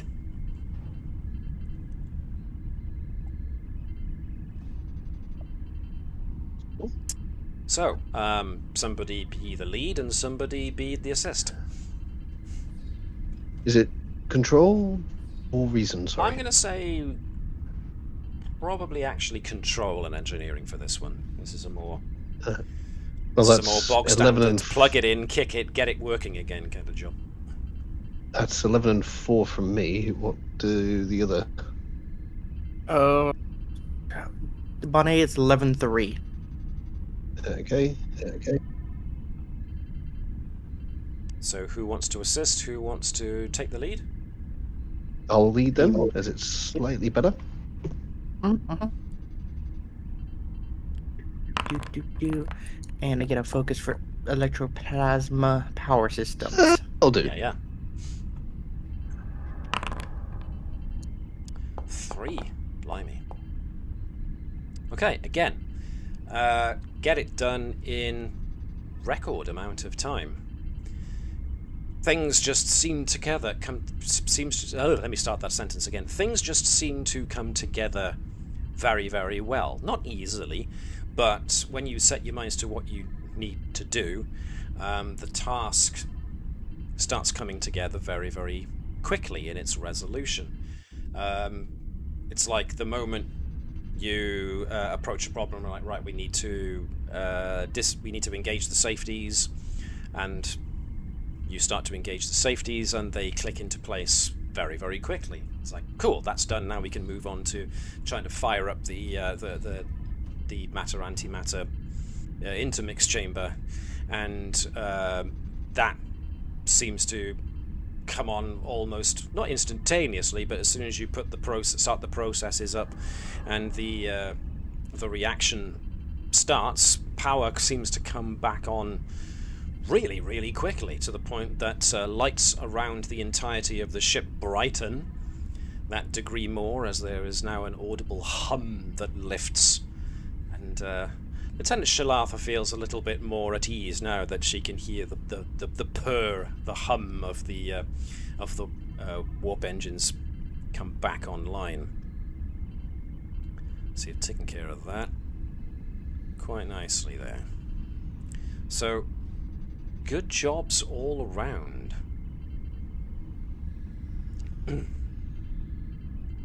So, you've bought yourselves time, and you've now kicked main power pretty much back on.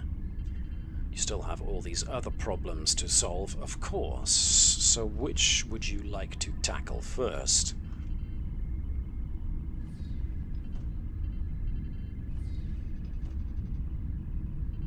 Captain, what should we do next? Yep. Get us out of here. Oh. Let's get somewhere. Now, are you saying that you are looking to exit this dimension, even though you've got... you were brought here by a request for help, and there's at least a Vulcan somewhere in here as well. I'm not saying you need to, but... I'm just clarifying that you know that those problems are still there, and you're intent on just getting the ship out and leaving them behind, yeah? No. I think we want to try and... Well, I want to advance... I want to look for one of them, at least. Okay. I assume that Tilikaal would know most about what's going on. Quite possibly.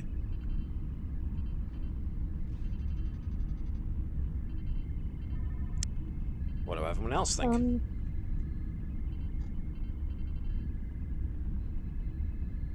What should the priorities be? I'm with Connie. I mean, is there anything more we should be fixing before we try and get out of the bubble? Are we happy with the repairs on the ship? I mean, is there anything else we can do? Yeah, I mean, the ship just needs a shipyard. Perfectly honest, and if with the time we've got, I mean, we do still have time if you do want to repair something. So, and we know once we break that bubble, there's the thing. It's kind of a catch-22 at the moment. It's break the bubble, but then we don't know if the protections we've got are gonna hold out against what's outside the bubble, and if they do, we've only got a limited time, and we don't know how much that limited time we have outside of the bubble is. But then again, we don't know how much limited time we've got inside the bubble, and you know. Shall we just get the shields up as high as they'll go, considering we don't have as much resistance, and we're about to jump into God knows what? Probably, I would probably go for like, we're on 60%, aren't we? Go for like 80% shields back, because I feel like getting 100% shields is going to be Yeah, I feel like that's really difficult. you blew out some shield emitters during the battle Yeah. with the Romulans, so you're not going to get maximum capacity shields. No. I So think try to- 18 would be our max now, Yes. or is it 17? 8. Let's get to 18 then. Was All that right. 80%?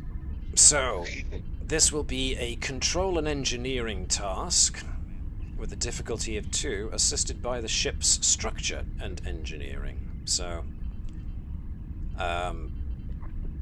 if Shilatha wants to do that as the chief engineer, that would make sense, and maybe have... Of course. You want me to come and help because I've got engineering 4 and control 11. You can do that, plus the ship. So Connie, if you want to be the Do Qe'Bach helping, the ship rolls off its structure and engineering, whereas whoever's doing the actual job is doing control and engineering. I'm just rolling 1. Okay, so the control ship's got one engineering. success. Focus. I don't have a focus, do I? No. Whoa, Oh, good go on. grief! Go on. And this is why Yeah. Shilatha's the chief engineer. Good lordy 6 lords. successes. Ow, and how? So, you needed 2, you got 4 over and above what was necessary, so that essentially regains 3, but you can spend 1 of those extra momentum that you can't bank to blow it up an extra 2, which brings it up to as far as you can get, 18 shields. There you go. Nicely done. Now we're ready to exit the bubble. Yep. Let's do this.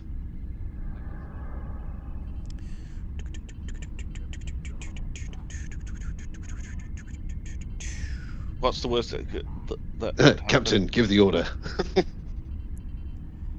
Let me see. Engage. Can I, as Dr. Oketha, can I constantly keep an eye on the medical stats for everybody on the bridge Sure. as No we're going problem. through, as we're just about to burst this bubble? I just want to make sure that everybody is, all their vital signs are all okay while we do this, and if they're not, then I can at least try and do something if I keep an eye on it.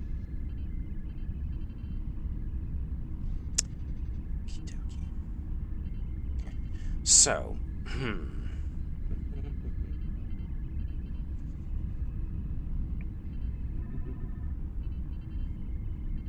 how are you intent on breaking out of this bubble? Commander Tre'gok had an idea. I believe it was shoot.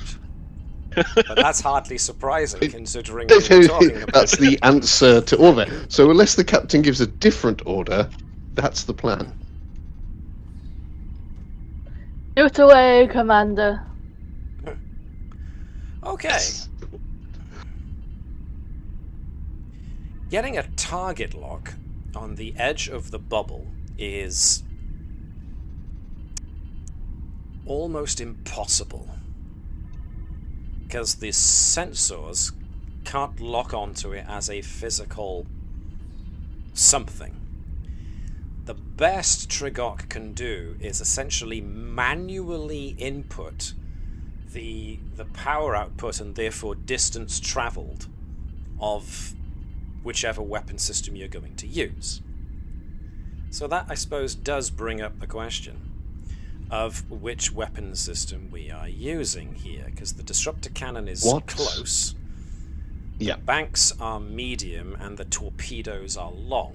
So And what distance is this bubble considered? Close?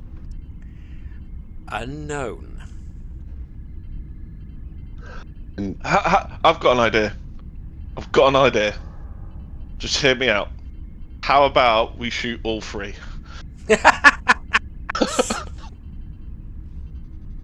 Well, I don't know why I was concerned. I should have been petrified. I will make a concession and fire disruptor cannon and disruptor banks, the torpedoes, to where I'd hesitate not to. so just Feels like the photon beam torpedo weapons. is a bit much. Just the beam weapons. No. I don't think it's too much. No, it's not enough. Come on. You know you want to. Shoot all three. Okay. So, I'm not going to ask you to roll because you've got the talent to do it. We've already established that with taking on 3 Romulan warbirds and winning. So, what happens? The disruptor cannon and then the disruptor banks along essentially the nacelle wings let loose at their maximum ranges, and something very strange happens. The moment you initiate fire, your tactical readout registers that another ship has opened fire.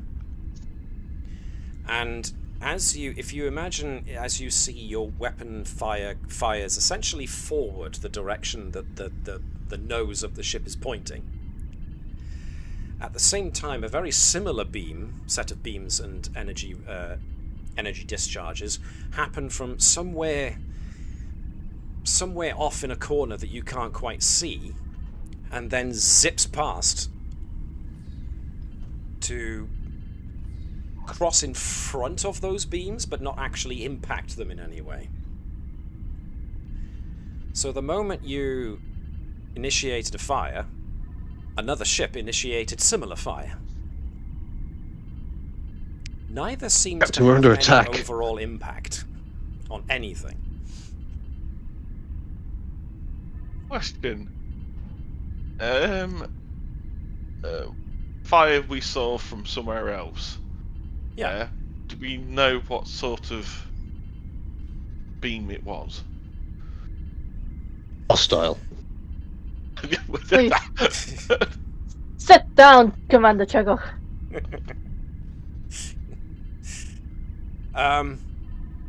It seemed to be a disruptor weapon.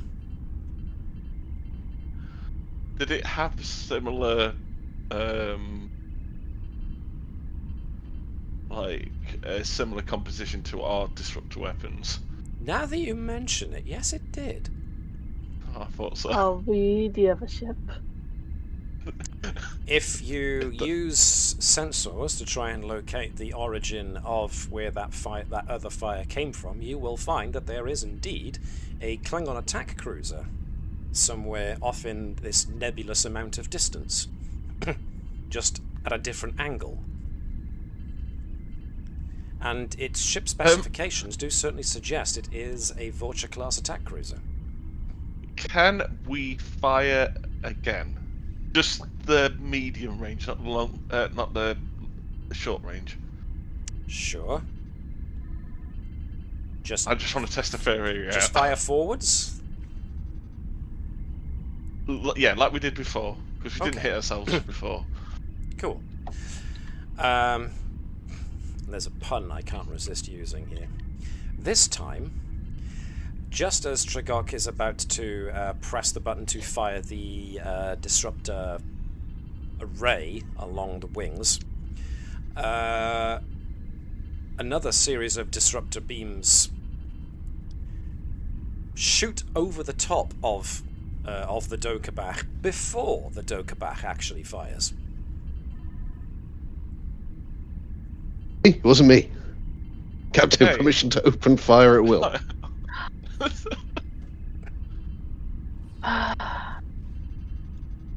Let's try and send out a hail. Okay, hailing frequencies. Let's see. Hailing. Okay.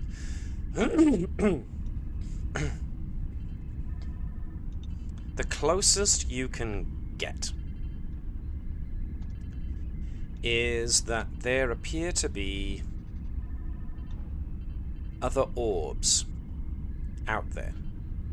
Whatever constitutes space, there are apparently other spheres of existence out there. And hailing suggests trying to tune the hailing frequency to one of these bubbles.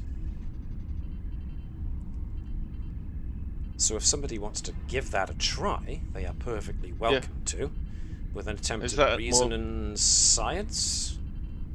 Yeah, let's do it.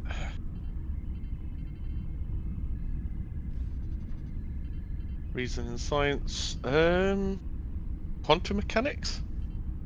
Yes.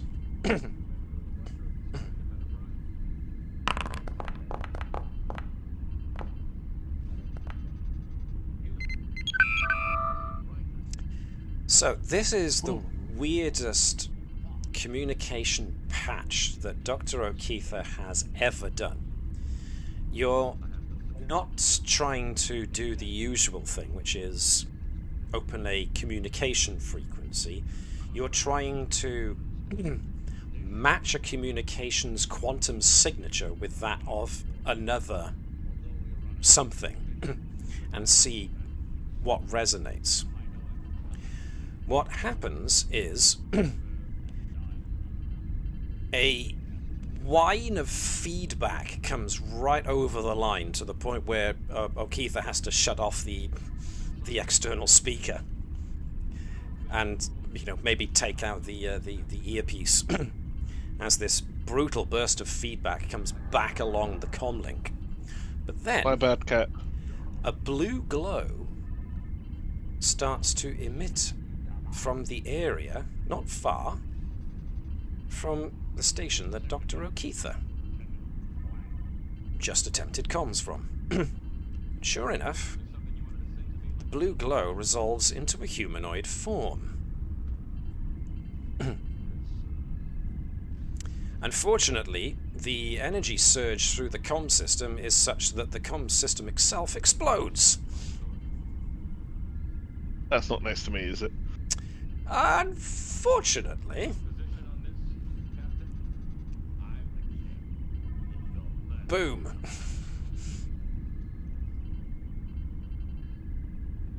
Dr. Oketha, take 1 stress.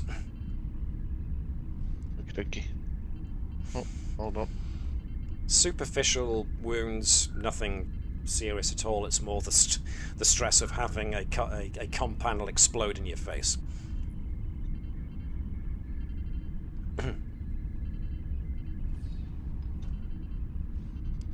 So, Can I do something to? Can I? Has the? I can't remember the name. Have they got their own bubble? quite possibly. It seems like. Can I scan it? Yeah. Can I try and tune our comms to Well, their bubble? the Tilikaal lady, Ashtamalia, is now standing there, still glowing, but her form is definitely coalesced better. The comm system is kaput. It went bang, it's going to need repairs before it sees use ever again, so your ship has suffered a breach in communications, in the communications department now. But Ashtamalia herself is now stood there, somewhat confused, and then looks around and seems to have something of a smile on her face that you can make out. And she says, Oh, good. That must mean you're going to help me. You've managed to bring me here to your ship.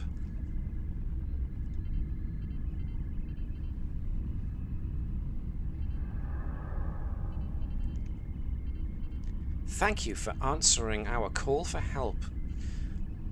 I'm so glad you decided to accept. You keep saying that will help you, but we don't know what's going on. You don't? Oh. I do apologize. I just assumed since you were able to successfully bring me here, and you formed your own bubble, and so I just assumed.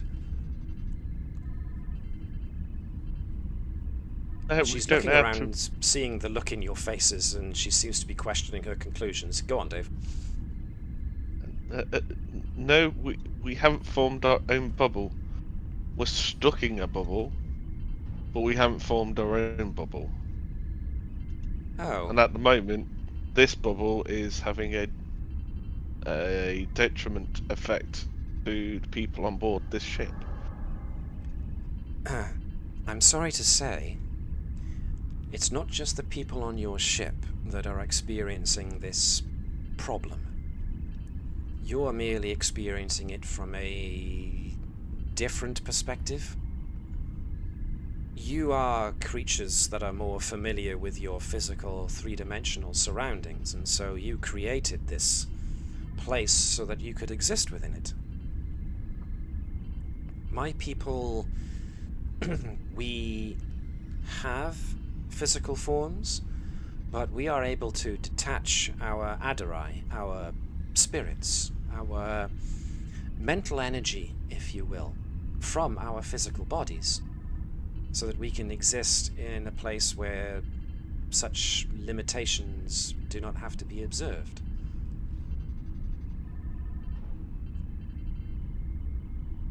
Excellent. Teach us how to do that so we can get out of this bubble.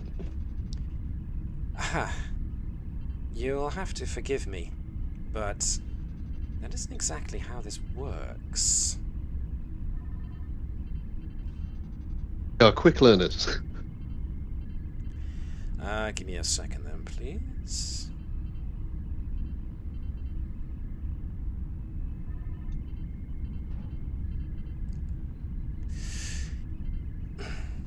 I can only help you if you agree to help us, the Tilikaal. You see, we cannot exactly leave this place either. We were sent here. Exiled, you might say. Be right back from Chris, no problem.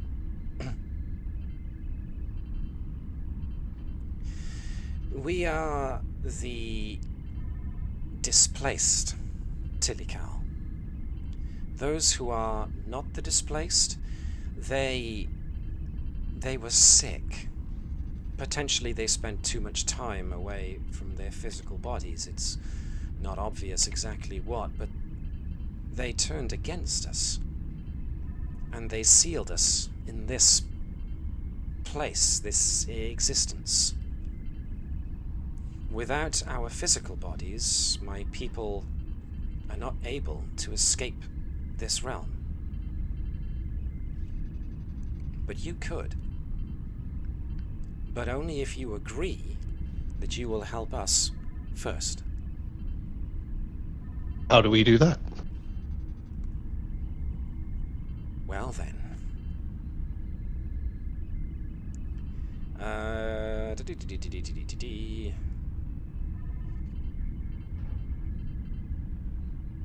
Perhaps it would be best, she says, if I just show you.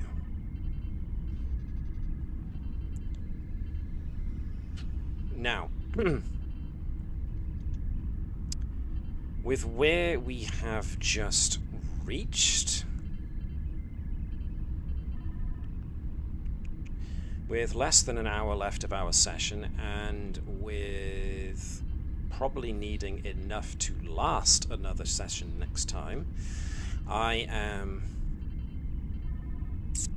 leaning towards calling it early here, so that we can see what Ashtamalia shows you next time, if that's agreeable. Yeah, that's fine. Yeah. Excellent. So, yes, strange things abound, and whilst the overall tactic of try shooting it didn't work, try shooting it a different way, and when that doesn't work, try shooting it again just to make sure that the first 2 times didn't work. Well, we can understand that. They're Klingons after all. But nevertheless, yes, you've now actually more or less agreed to help the Tilikaal, and it seems that they do indeed have a story to tell about how they got here, about what's going on, as long as you ask them. Nevertheless, we will have to wait until next time to find out exactly what it is the Tilikaal have got to say, what it is you think you actually did here by drawing Ashtamalia to you, and whether or not you can actually get out of this place. And whether or not you want to look for the Vulcan officer as well. Those things we will visit next time. So until then, I do believe we should be on okay for the usual time of 2 p.m. You know, local time to me, of course. Next week, the 29th. Yes, that would be daylight savings time as well. Would it? Right. Ah. Uh, I never have gotten the hang of that.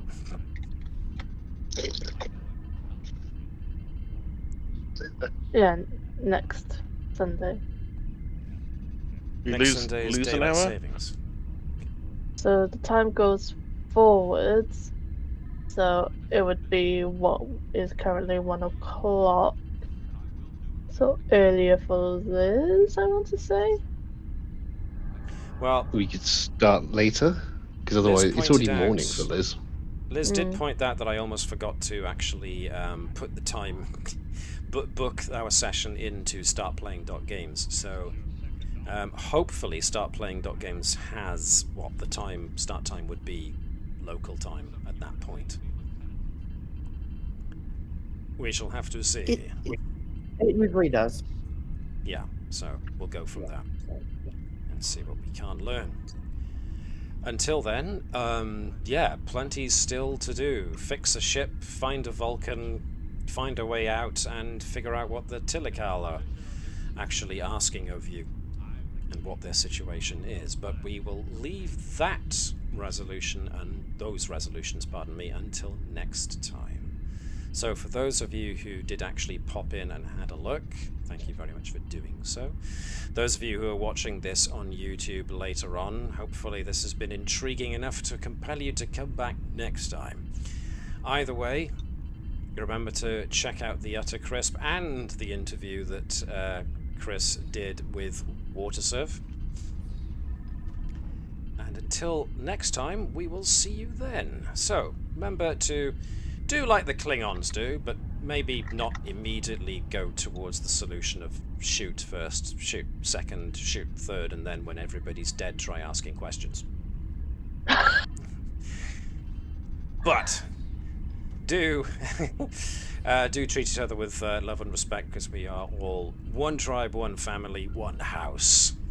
And to that end, we say glory to your houses, Kapla, and we will see you next time. Hailing frequencies are now closed.